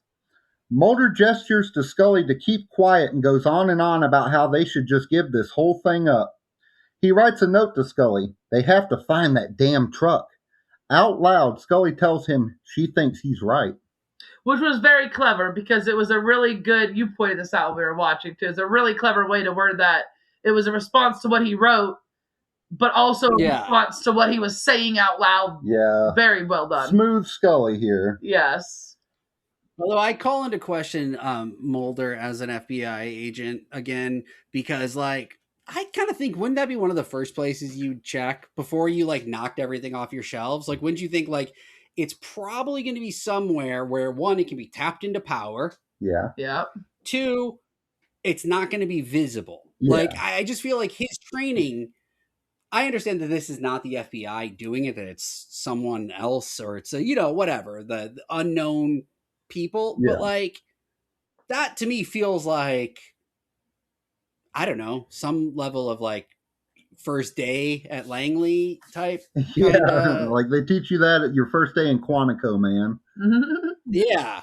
Yeah, right. Light switches, light bulbs, plugs, outlets, those should be all your first. Radios, TVs. Yeah. That's where it always ends up being. And it's never like in a book. And if you're staying in an Airbnb, make sure there's not a camera in the shower head, because that's a problem. Exactly. That is. That's a really inconvenient place for a camera. It's a great way to see a lot of stuff, I guess. Yeah, it's we call that an air TNA. Especially if it's one of those shower heads that you can remove and you can just kind of put it. Oh boy, yeah. Put it wherever. Getting some exclusive angles here. But since we're also doctors now. Deep throat angles. Since they know they're being watched, our agents decide to play offense. They split up, with Scully getting out of a car while Mulder keeps going. A car telling them stops and lets out a man before continuing after Mulder. But Scully These are the worst people trailing people ever. They are so obvious. Like,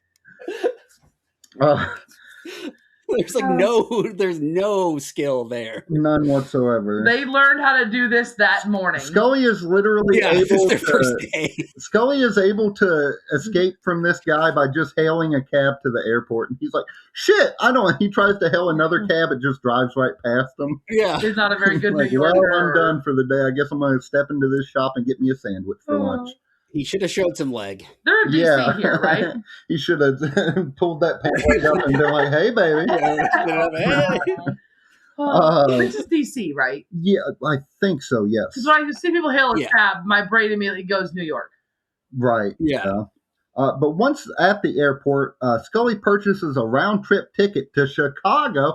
I thought it was so funny, Matt, because you were from Illinois and we're from Georgia, and both Georgia and Illinois get mentioned as places they're going to go, but they never go there. I mean, she was just doing this to throw the trail off, but still. Right. Yeah. It's also just reminding me of like, oh, yeah, you used to just be able to like go up to the counter at the airport and be like, you know what? Yeah. I feel like going I'll to take Vegas a ticket today. here. And then I'll take another ticket for the exact same departing time to here. And no one is like, I mean, the lady kind of looks a little suspicious at her, but not enough to be like. She's like, you're doing some subterfuge, dude. But their job is to sell tickets. She gets paid probably like $6 an hour. So. Oh, yeah. And I tried to find it. I am 100% sure that we know this actress. Yeah. I'm 1,000% sure that she's uncredited in this. I couldn't find her name. Because this is it. You just see her. She asks about the ticket. She has a few words. That's it. I couldn't find her name or information. I didn't deep dive, though. Did you realize that there's something about Georgia and Illinois in this episode? Did you notice that? I don't know. No, I didn't. Because I don't think I think I missed the. Well, I mean, I remember they passingly said the thing about Georgia, the sightings, but I didn't clock it that it was. Yeah, they were supposed to go to Georgia, but then they realized that was all a plant or fake or whatever. So they didn't. Right. And then she buys tickets to Chicago and then doesn't go. Yeah. Her revenge fake out. I just thought that was so funny. Like, what a perfect episode for you specifically to be on. It's crazy. I'm a little bit confused about what happens later, too. I'm going to have to ask you what you think. Okay. Keep going. But immediately after she buys that ticket with her credit card to Chicago, she buys a flight to L.A. with a stop in Vegas using cash. Which is not a thing you do anymore. No. And no, that would that you would not be allowed on many flights for the foreseeable future. Although I've got to say, missed opportunity here. If she still got tracked because she spent cash, but the government's still tracking her, they could have tied it back to. But they didn't. But that doesn't make any sense because if she put cash in a register, all they would be able to do is know that the cash that she had is now in a register. Yeah. That's the. Although, if they knew what register it was, they'd be like, "Well, she clearly bought another ticket." Yeah. And then, who recently paid cash for a ticket? And, but see, I feel like that would be a process. That'd be a whole investigative process, That money ain't tracking her no more. Mm-hmm. Yeah. At an intersection, Mulder is also able to evade his followers by being a total badass and making an illegal turn. Oh, Mulder's being bad. He's being a little naughty. He takes off from Baltimore and meets up with Scully in Vegas at the McCarran Airport. Keeping his voice down so the NCR doesn't hear, he pretends to check out some magazines. He says he called every way station and bureau office west of Colorado. He spent 3 hours tying up an airplane phone and somehow wound up with a Japanese businessman telling him to stick some sushi where the sun don't shine. Okay, this is where I was confused. What the fuck were they calling people for and talking to people on the phone for hours for? Well, I didn't understand. They were trying to figure out the exact location of the truck, but I'm not sure. See, I got from a comment that they make at a certain point. I don't know if you said it's right after where you're at or right before. Was it they were trying to find out if they're being tracked and they just wanted to be on the phone for a really long time to see if the government would come find them? I don't think so. She makes a comment. He says at least we know we're not being tracked. Yeah, that's what I'm saying. Mulder or Scully, one of them says at least we know we're not being tracked now. So is that why they were on the phone for hours? Well, he was trying to figure out information for sure as well. Yeah. Yeah. Well, he was called the comment about calling the way stations. I'm assuming means that he's just did you have a truck drive through that had this weight? I mean, I don't know. Can you do that? That's a weird question to ask. I guess. There is. But do you want to be announcing that you're a federal agent? Because then that would mean, yeah, I don't know. It's a weird thing. I was like, I guess. Like, do you have a truck that rolled through that like was supposed to be 3,000, but turns out to be 5,000 pounds? And would you tell me about it? Like, is that what he was doing? Like, is he slipping him a 20? Yeah. I'm gonna be able to track that money later. Over the phone, he keeps trying to put a $20 bill into the airplane phone, and he's like, "Did you get it yet?" He's like, "We're on the phone." He's rolling up a 20, putting it in the coin slot of a payphone. He's like, "You'll get it, right?" That has to be where this money goes, right? Yeah. You're paying the person you're talking every time you make a phone call on one of these. But Scully's luck was better. After being put on hold forever, she was able to figure out the truck's heading west on I-90. So our agents get one more pair of tickets to Seattle. Sitting off the highway in Washington State, our agents finally spot the truck. They wait a few seconds after it passes before pulling out.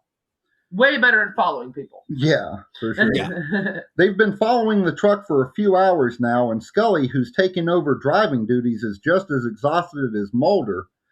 And she's starting to doubt this whole thing, you know. How did they switch? I guess they just pulled over really quick and did the run around the car thing. Yeah. I guess. Because they can't lose the truck. You have to who's going to go in the front, who's going to go in the back when you do that. Yeah. Otherwise, you hit each other. But just when Scully is starting to doubt this whole endeavor, blinding light crashes through the windows and the radio goes haywire and everything fades to black. They skid to a stop and suddenly the lights are gone, but the truck is facing them at an odd angle on the road.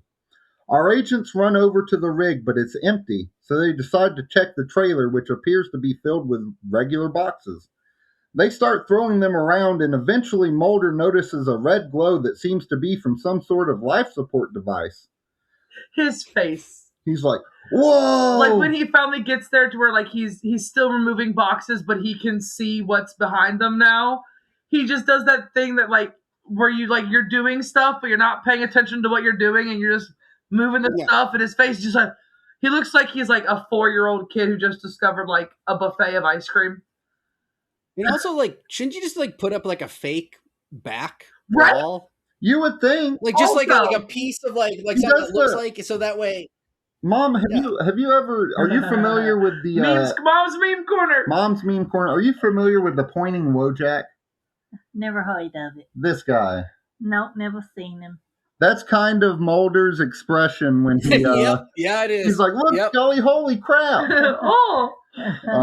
Yeah, it's pretty good. It's pretty good. But also I gotta say, well, I'll mention after you say what he sees in the back. Okay. Did I say that he sees a life support device? I think right. You said like a red light, like in a life support device, is what you said. And the red light thing, I'm going to have to assume, based on what we see later, must be part of like keeping something alive. Cause like that, the same lighting situation is happening. Yeah.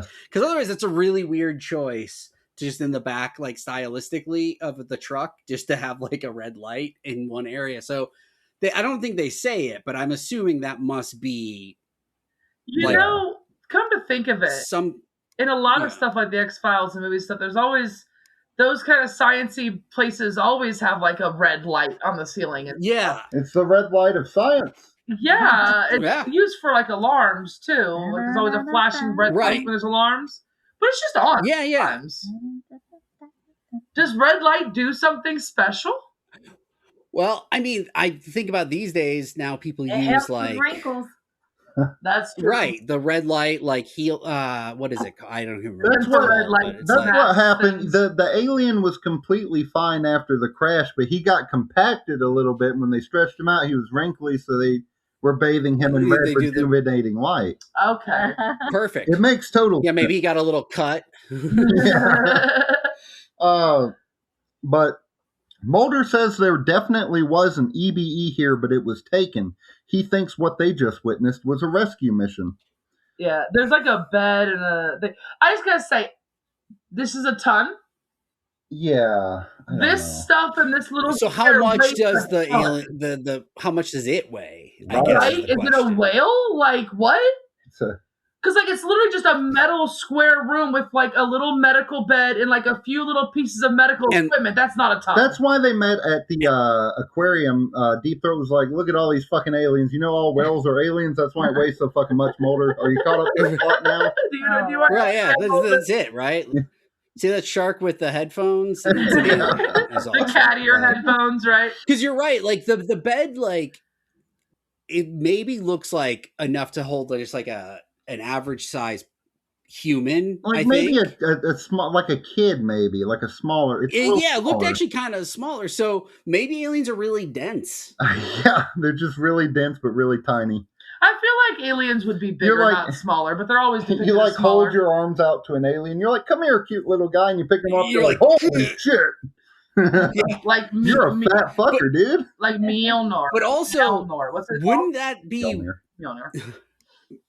Like, that's a lot of weight to put, like, in one spot. Yeah. Of the it's like the trucks. Like, which truck is it? I don't know. It's kind of the one that looks like it's bent upwards. The back two wheels are not touching the ground. It's that's the one we need. That's the way I like my That's truck. what it is. Face down, ass up. That's the way I like my trucks.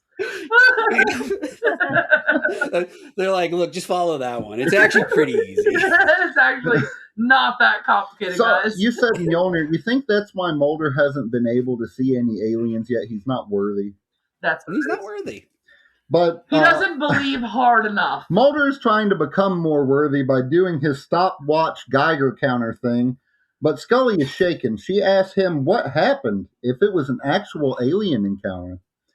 Mulder shows her the stopwatches. No time lost, so he thinks it's another hoax. This makes no sense. Yeah, I'm not sure. Oh, the stopwatches didn't do the thing, so it must not be real. I get if the stopwatches are wrong, that means something. But them being right means that time's right. Right. It doesn't necessarily mean there's any hoax or not a hoax or whatever.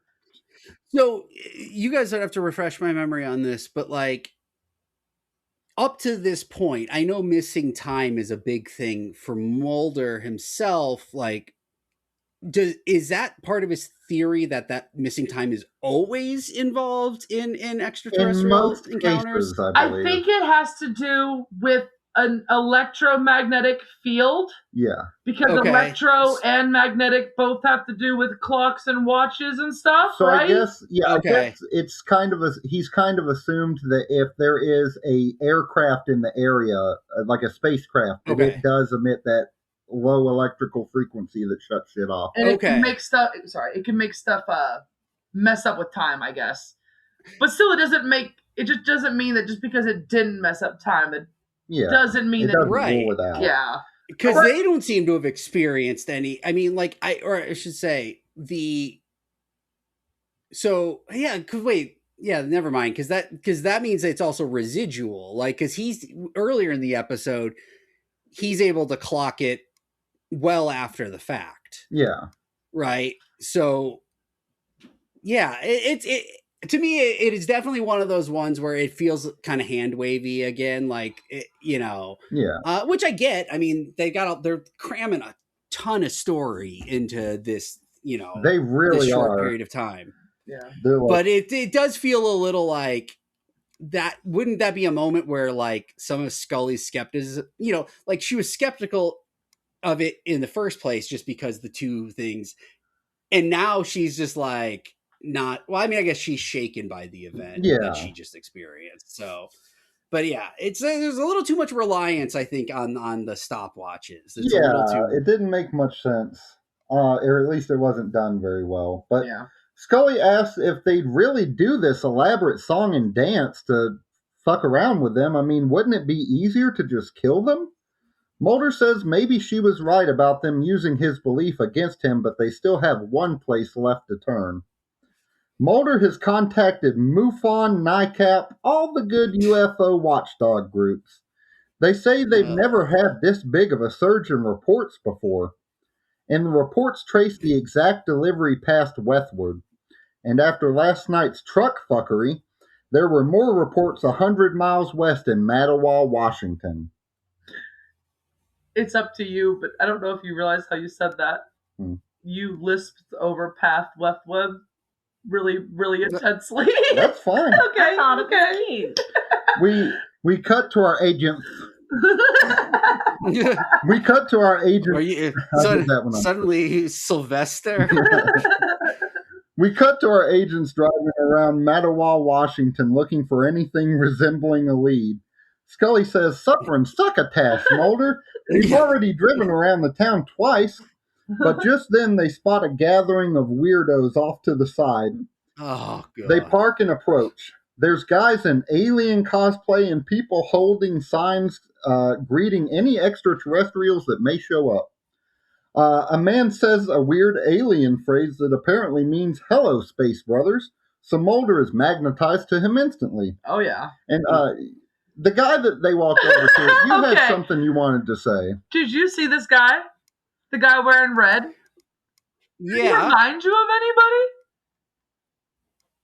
anybody? Now I can't place it. Red jumpsuit with a red, what kind of hat do you call that? Like, I don't know. The kind of hat that maybe a plumber might wear? And he's got a big mustache. He's Mario. He looked like Mario. He's wearing the same style of hat, solid red. He's wearing like a solid red jumpsuit of some sort. All he needed was some overalls. And maybe to be from farther south.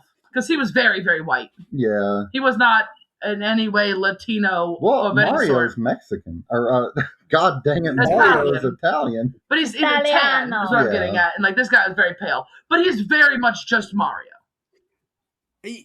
I see. I think I got distracted because it was like both of like the guys they talked to were wearing weird different alien hand glove things. Yeah. And I was like, it was just, and it got distracting because I think one of them's holding like I think it was like a can of beer or something. And I'm like, did he open that with the gloves on, or does he have to take that off every time he gets a new? It just, that's what I got distracted. I was just like, what?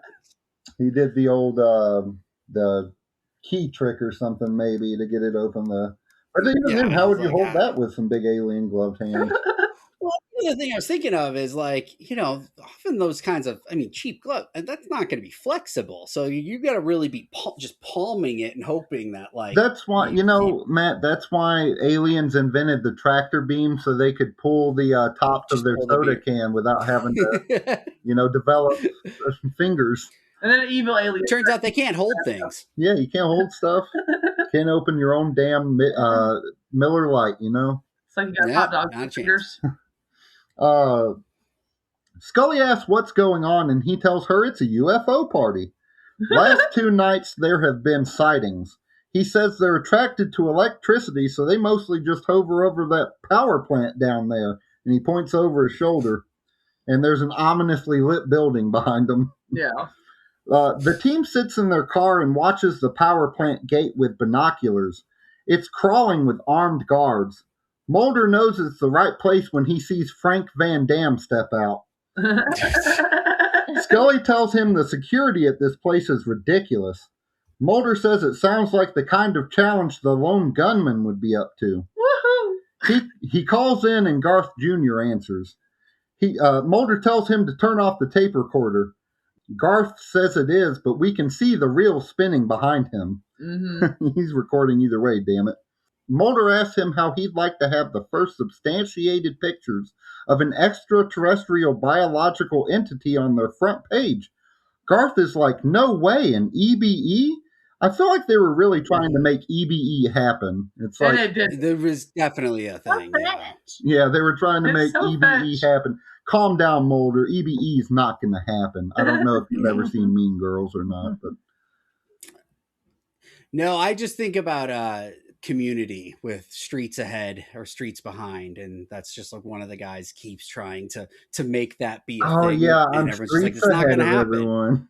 Yeah, and it's like, okay, if you're not Streets Ahead, you're just going to be Streets Behind. You need to watch Stop trying to make that if happen. You ain't first, you're last. Yeah. All right, Ricky Bobby. But really quick, the E.B.E. was like, they don't pause on it enough to like, I don't think, to really make it catch on. I think they really needed to like spotlight it more and not just say it like once extraterrestrial being. But like sometimes there's also, or whatever it stands for now, I can't even remember. Extraterrestrial biological entity. Biological entity, yeah. It's a word salad. The guys at the UFO party, which for the record, how did she not realize it was a UFO party? Why'd she ask, what is this place? It's obviously a creepy, weird UFO party. Anyway. I think they had a sign. They have signs. They're holding like, what do you call like rally poster signs? I'll tell you what, they had signs like Mel Gibson in 2003. But they should have had a bunch that said E.B.E. Yeah. Or references to E.B.E. on some of them. Like, that would have made sense. But none of them do. So, whatever. There's definitely someone say UFO. But Mulder tells Garth Jr. that all he has to do is hack into some... I don't know what he has him hack into. He says, just hack me some ID numbers. Okay. Yeah, to this military. They're going to hack into the system and get military IDs or something? Yeah. Yeah, they need clearance to get in because it's so secure. But even like the Garth Jr. is only so good that he can get them like the second to top level. Yeah.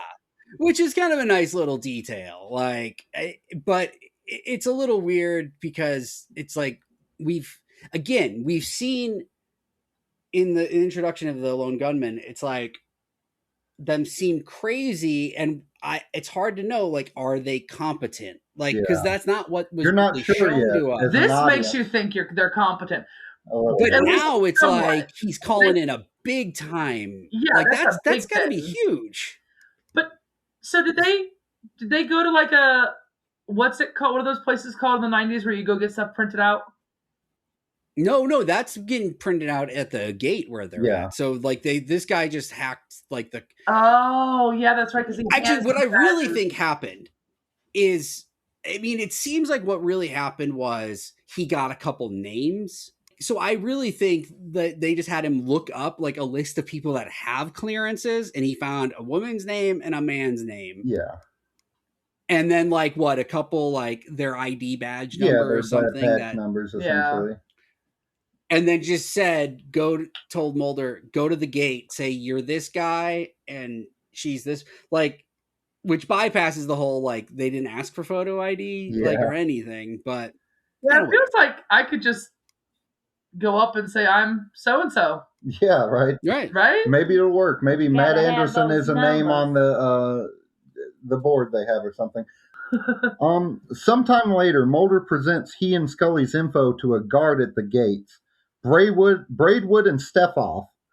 After looking in the trunk, the guard lets them through. The team nearly shits their pants, though, when the guard yells for them to stop, but it's only so he can give them their ID badges.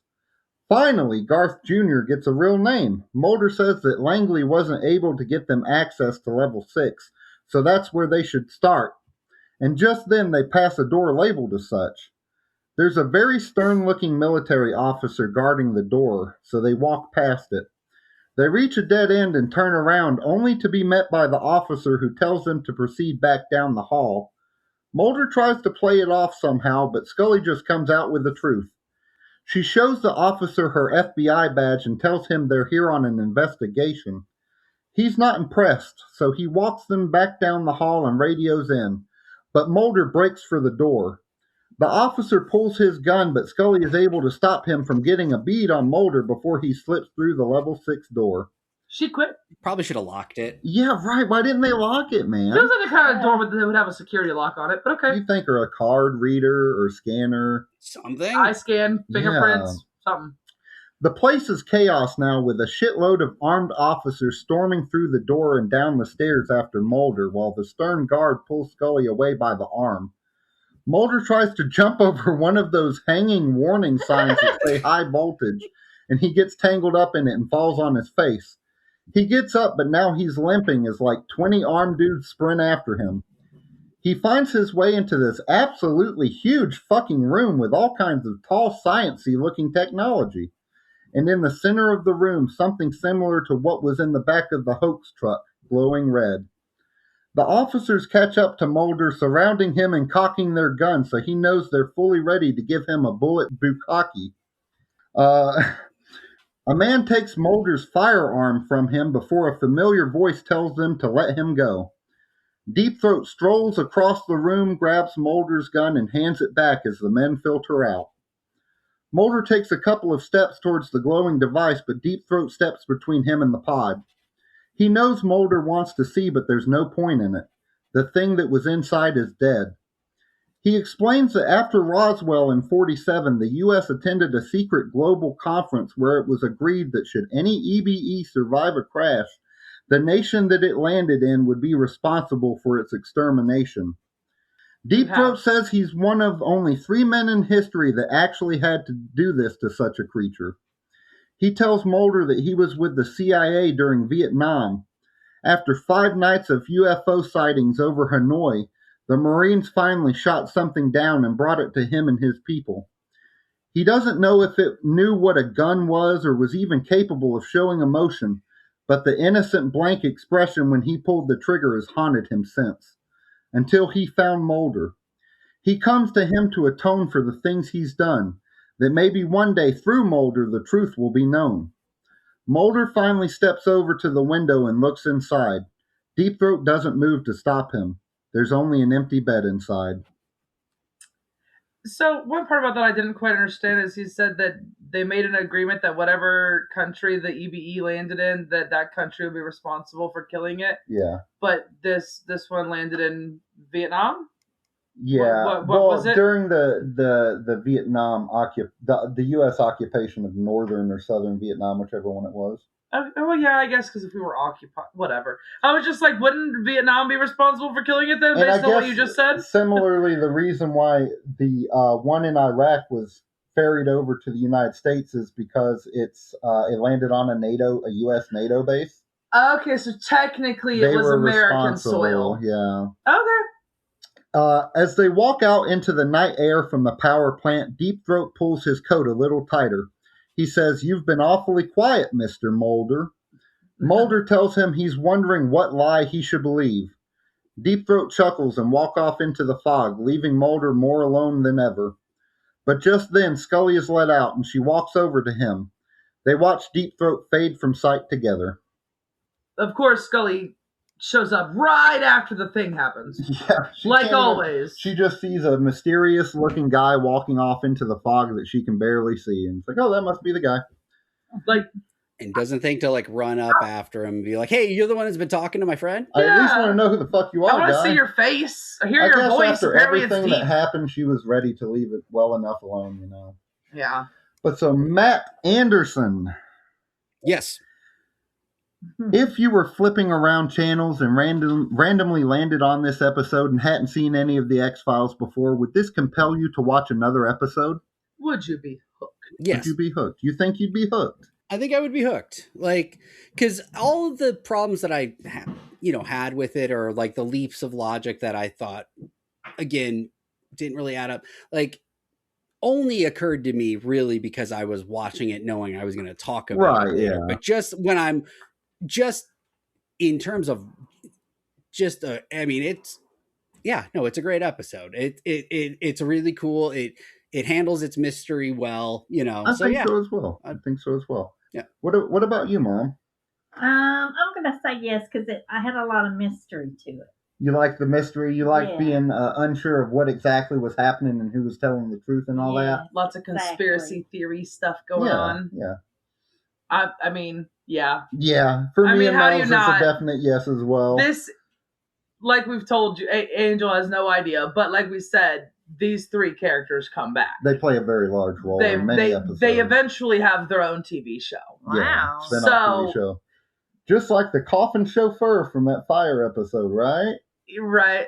But it also just makes me wonder, when I think about the X-Files, these 3 characters are huge in my mind. Yeah, they're huge. There's also, I won't say the name, there's also another character that we're going to meet in still 3 or 4 more episodes from now. I didn't realize you meet the Lone Gunmen before you meet their boss. I can't believe we have to wait for him, which is crazy. Oh, yeah. You're talking about the Skin Man. Yeah. For an old bald man. Oof. Crazy. He's a sexy bald man. He is a sexy old bald man. It's weird. Matt, if you had to, I guess on on intervals of 5, if you had to decide how Mulder and Scully did with solving this case, what percentage do you think they solved it? I said that really weird, but I got there eventually. What percentage do you think this case was solved, Matt? Okay, so on intervals of 5, out of 100% is solved. Yes. 100% is solved. Everyone is punished, and everything is completely cleaned up with a bow. There's never been one of those. Okay. Yeah. So, look, on this particular case, I might kind of grade them. I might actually give them like 50%. Because they did at least get to, if we're thinking of like, okay, what was up with the truck and what was it transporting? They do get that answer. Yeah. They get that far. They accept. Whether or not that answer is the truth is still very up who in the air. knows? They've shown they'll tell you the truth just to lie to you.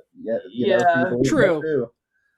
I mean, but that would be for a future revelation. So I'm saying is, from their perspective, and from my perspective, just from watching this episode, this case, I'm giving them a higher probably score than they probably deserve. But it's like, but they did successfily track this truck. They did do that. They did, you know. They did get away from those really, really good FBI agents who were following them. Yeah, they lost their tails. Who were that was impressive level. I think I'm sticking close to what you're saying, but I think I might give them a little bit more leeway because they did notice the fake photograph. They did lose their tails. They did determine that they can't really trust Deep Throat 100%. And they did find the location where it was supposedly transported to. So I think I agree 50 is a good number, but I'm going 70. What about you, Melz? Well, your mom, you have one? I was going to say 45.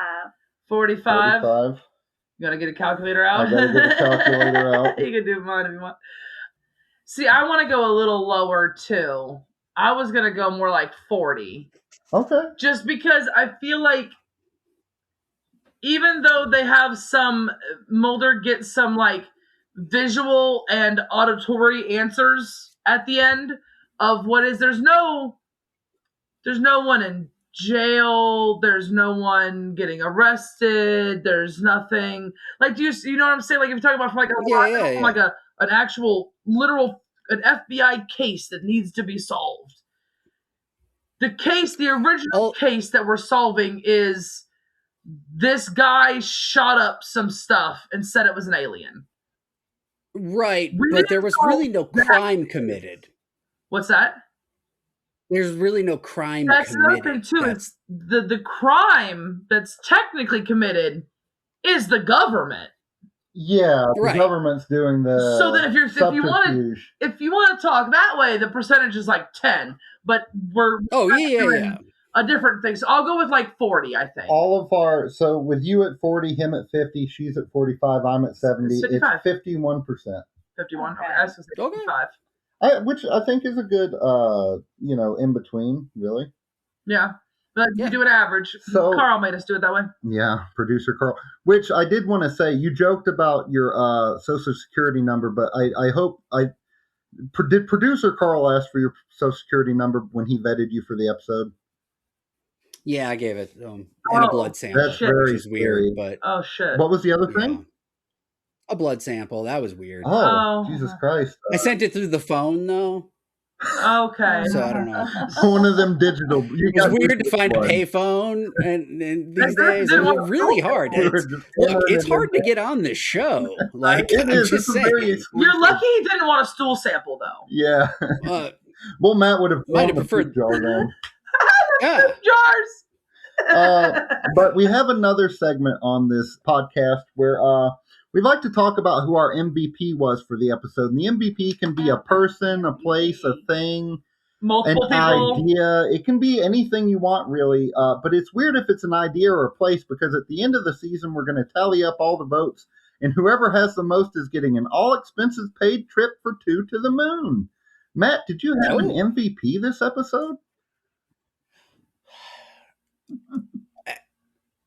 Yeah, okay. So let's leave that. I would all say,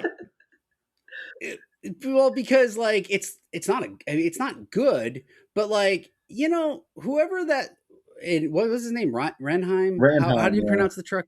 Renheim. And then his real that name guy is like Frank. Yeah, Frank Butters or something. Frank Dukes. Okay. Look, the point is, like, dude, that guy is either really shady or like super go along to get along. Like, because like he is kind of put through a lot, and he doesn't give up. Like he never like breaks and like gives them real information. He keeps like stringing them along. He's clearly great. He makes the delivery. He over the tops it. Like like despite everything that happens to him, he makes the delivery. Like that's insane. Yeah, like the courier. So I kind of think that like he's the MVP. Like he's the one who does the most. I do get it, and I wanted to point out his name is not Frank Dukes, and the episode is Frank Druce, but that's what caused me to say, "Hey, that's similar enough." It's okay. And you know what? I think you forgot to mention this earlier. He's the guy who is in the Smallville episode. Yeah, I mentioned that. Yeah, but did you also mention that he's one of these characters who's in like 4 different X-Files episodes throughout the show, but he's never the same character. Yeah, he returned. Oh, he's like he's one of the characters. Yeah, because I looked at the picture, and the picture I saw of this guy, I was like, that's not this episode. He's like in a scientist outfit, right? Yeah, and it's like he's older. It's like from season like 7 or something. He's Do you know like 4 episodes. Where they filmed? Where did they film the show mostly? Was it where's that? Vancouver. So I wonder if he was just like a local British actor. Dude. Yeah, I think he is Canadian. So I think it's the first 4 or 5 seasons are filmed in Canada, and then they switch to LA and Hollywood at a certain point. But Melz, who is? Oh yeah, because they probably are making a lot more money at that point. You know who my MVP is? Who? It's the Lone Gunmen. There's 3 of them. I know, they all get 1 point. You know what? I think Langley will sit in Frohicke's lap or the other way around. So in the space shuttle, I'm sure it's all very safe and above board. I like how Byers is the only one not involved in the lap sitting. Well, he's a never nude, I think. He looks like a never nude. Yeah. He showers with his clothes on. Yeah, someone being on top of his groin would just send him into a tizzy. Who is your MVP, Angel? Mine is Deep Throat, just because I like the fact that he was sitting there in the shadows in Mulder's apartment, and also that he walked in there and they thought that they was gonna arrest Mulder, and he was walked in there, and all of a sudden everybody left. You don't know what to think about Deep Throat. He's helping and he's hurting. Yeah, Deep Throat is always pretty confusing. So my MVP is in fact the Lone Gunmen as well. How does it not? Right? I can't give it to anybody else, but they're some of our favorite weirdos to watch. Now here's the question: do you mark it down as the Lone Gunmen get 2 points, or are you going to write down each of their names? No. Because eventually, when they start being more popular in the more part of the show, we might give a point to just one of them. Yeah, well, we'll count that as 2 individual points for whoever else as well. Okay, okay, that'll work. So gotta make sure we get the right person to the middle. Our next segment that we have on our podcast is called Damage Report, where we like to take a look at whatever damages our agents may have accrued over the course of an episode. And at the end of the season, we add all of the doctor's visits that they would have had to make up. And then we see how much they would have cost the taxpayer. Did you guys notice any damage our agents took on? Just barely. His limp. Yeah, he fell and he got the limp. He ate a face full of that like walkway, and apparently he bumped his knee. Yeah, we have therapy as just a background thing. Okay, yeah. They always need therapy forever. They will forever need therapy because of their jobs. I'm putting possible knee or leg contusion. Yes, maybe a sprain. Probably a sprain, I would imagine. An ankle or knee sprain, something like that.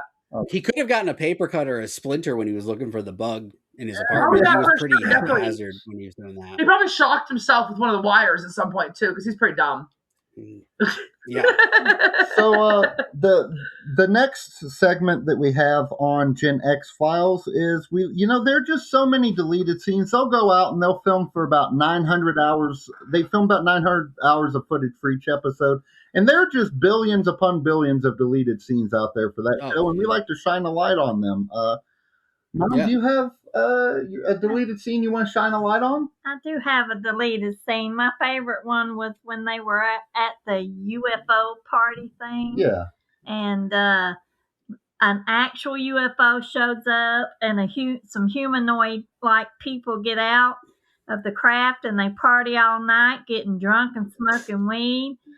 And they leave, and everybody thinks that they were aliens, but it was really just some clever humans in a souped-up aircraft to look different, just to be able to smoke weed and get drunk for free. They were like, that party was out of that world, but we're not. Yeah. Yes, exactly. They probably got all the people just fawning over them, being like, smoke my joint. Yeah. Like, okay. You want to try my weed? I smoked weed with an alien. What about you, Matt? Did you have a deleted scene you wanted to give some love? Yeah, but we all know why this one hit the cutting room floor, because the problem is we're in another kind of room bathed in red light, but we realize it's a dark room where they are developing some pictures, and Careless Whisper is playing, and suddenly we're seeing the pictures of Scully come into view, and we realize that man is developing those pictures. And I forget, was it Frohickey or Mulder that was developing the pictures, or were they together? Oh, it's Frohickey. It's Frohickey. That makes sense. But that's actually good, because I feel like that ties into my deleted scene perfectly. Perfect. Well, then as Careless Whisper fades out, yours starts. There you go. So mine's actually before that happens. So after, whenever Frohickey's taking the pictures and stuff and says she's hot, Scully was like, yeah. She was like really into it. And she was like, you want to go out? And they just went on a date. And they went out, and he took a lot more pictures. So, and then it faded towards the end of the night. So I'm not sure if what some of those pictures being developed would have eventually looked like if they wouldn't have cut all of that. But they had a really nice date, and it ended up back at Scully's apartment at the end of the night. Ooh. Oh, it's good for them. Feisty Frohickey over here. Well, Frohickey is the shortest one, but Scully's really short too. Yeah. They probably match up about 5'3" each. So ain't even got to lean down to kiss her, and she ain't got to stand on her tiptoes. Nope. So it didn't work out though. They decided to be friends after that. Yeah, clearly. But then he's creepy and kept the pictures. So. No. Obviously. So Mulder and Deep Throat kept meeting up at several different locations over this episode, but they had a scene that they deleted where Mulder and Deep Throat meet up at a local circus where they don motorcycle gear and climb into one of those giant steel motorcycle balls. Oh, man. They spend the entire conversation doing laps around each other at terrifying speeds, yelling classified information every time they pass each other. Deep Throat screams, "The UFO's in Colorado!" But Mulder hears, "The UFO's in a college frat, bro!" So Mulder spends the next month infiltrating every fraternity in the D.C. area. I bet he got drunk a lot. Yeah, probably. He's like, I'm going to find that damn UFO. They're like, what? He's like, nothing, I'm drunk. Leave me alone. Nothing. Yeah. Yeah, so some great deleted scenes for this episode. I don't know why they got rid of them, really. But after that, we also have a segment where we like for my mom to guess the name of the next episode based on solely the title. And no matter what my mom guesses, we never lie to her about these things. We only tell her the absolute truth. Mom, would you like to know the name of the next episode? Yes, what is it? It is called Miracle Man. Miracle Man. Yes. Well, the only miracle man I know is Jesus Christ. Ba-dum-bum-bum. Okay. All right. But this is going to be, instead of like the bald guy that's got that sponge, Mr. Clean? Mr. Clean, yes. Instead of Mr. Clean coming in and cleaning all the dirt, it's going to be Miracle Whip Man. Okay. And he's going to help you make your sandwiches. I thought you were going to say he's, instead of scrubbing something off of something, he's going to paint mayonnaise onto your walls. Oh, man. That'd been awful. That is a fantastic guess, Mom. But as usual, you're actually completely wrong. In Miracle Man, Mulder and Scully investigate Morris Goodman, a motivational speaker calling himself the Miracle Man, who claims positive thinking helped him survive a catastrophic plane crash. Unfortunately, the actual Miracle Man has finally gotten sick of this guy using his name to suggest that sufficiently positive thoughts can somehow save you from serious illness or injury. He crashes into Goodman's seminar, grabs Mulder and Scully, and flies them fast enough to travel into the future just to prove a point. There, they learn that Goodman's wife, Kathy, later died of breast cancer, despite, obviously, knowing the secret and believing in the same philosophy.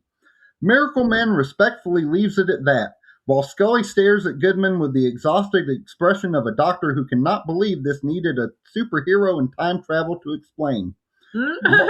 Mulder spends the flight back home trying to think positively enough to manifest a lifetime subscription to Hustler magazine. Oh, no. You know he loves his magazines. I don't know if, Matt, you know about we talked a little bit about The Secret, but that guy, yes.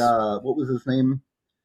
Morris Goodman was a guy who survived a plane crash and then later got roped into all that secret stuff, which is like, you can believe, if you can just believe hard enough that you'll be okay, you will, which is like, okay, but what about all the people suffering from diseases like children and stuff? Did they not just believe hard enough?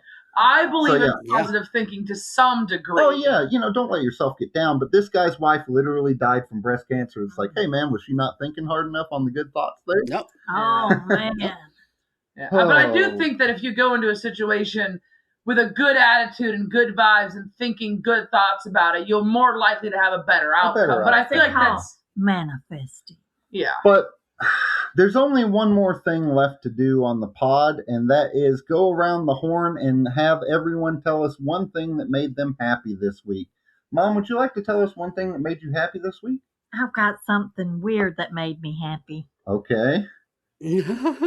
Of course, I got to see my grandchildren, but the weird thing that made me happy was going to take Muzzy to get her anal glands expressed. Muzzy is my not a grandchild. Boston Terrier. No, she did not take her grandchild to have this done.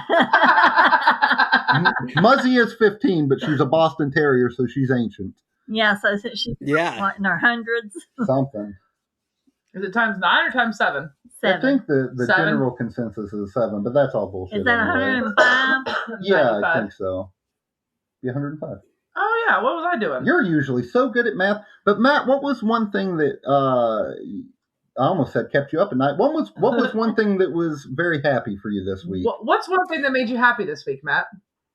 Well, you know what? I will say I'll keep it going with dog-related things. So I was on vacation last week, which was great, and that made me happy. But this week, we came back and had to pick up our dogs from my mom's house, and they just their excitement at seeing us after a week gone is incredible. Like I was so happy to see them too, and but one of them just jumped. I mean, literally, I had to lay on the ground because I thought he was gonna hurt himself, and so yeah, there we go. Yeah, no matter how bad of a day you're having, if you go home and a dog is just excited that you're existing around them, it just makes your day a little bit better. That's exactly it.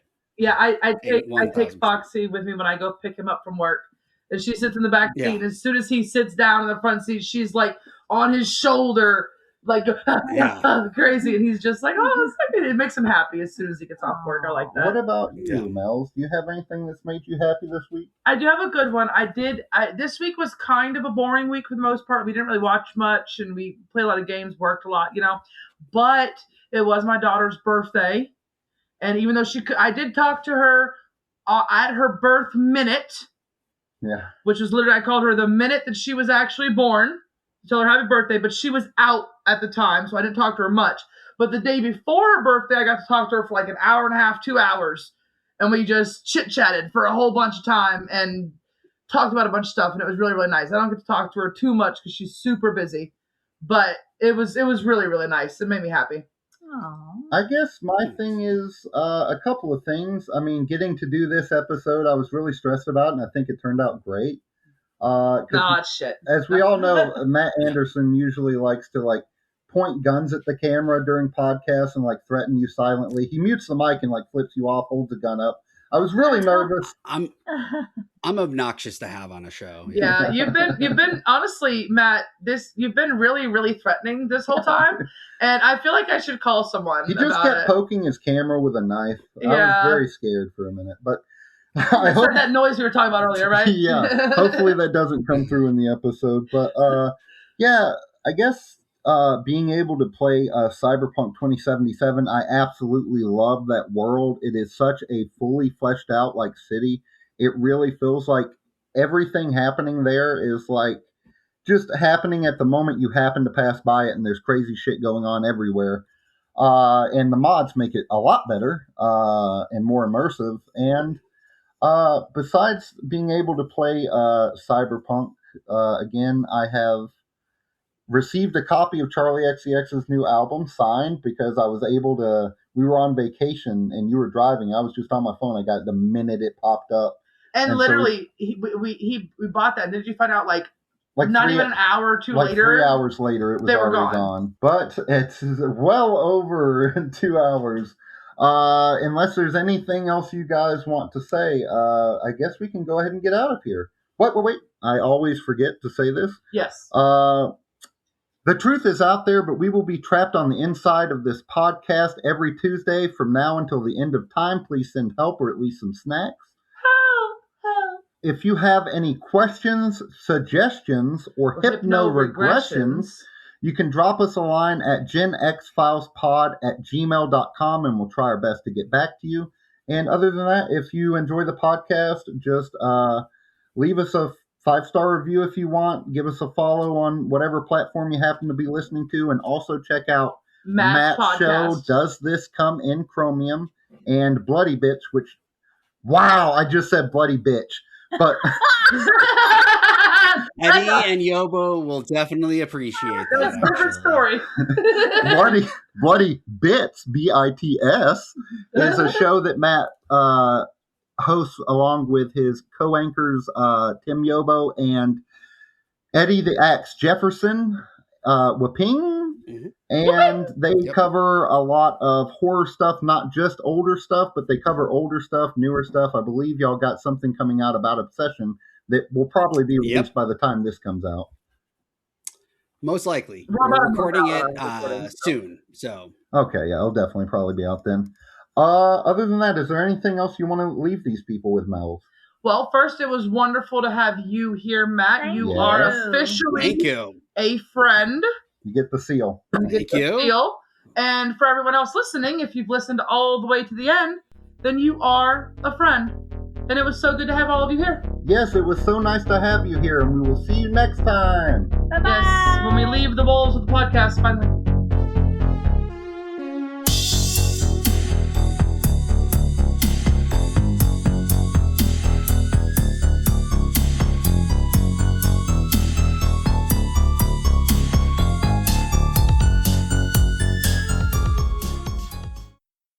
We made this.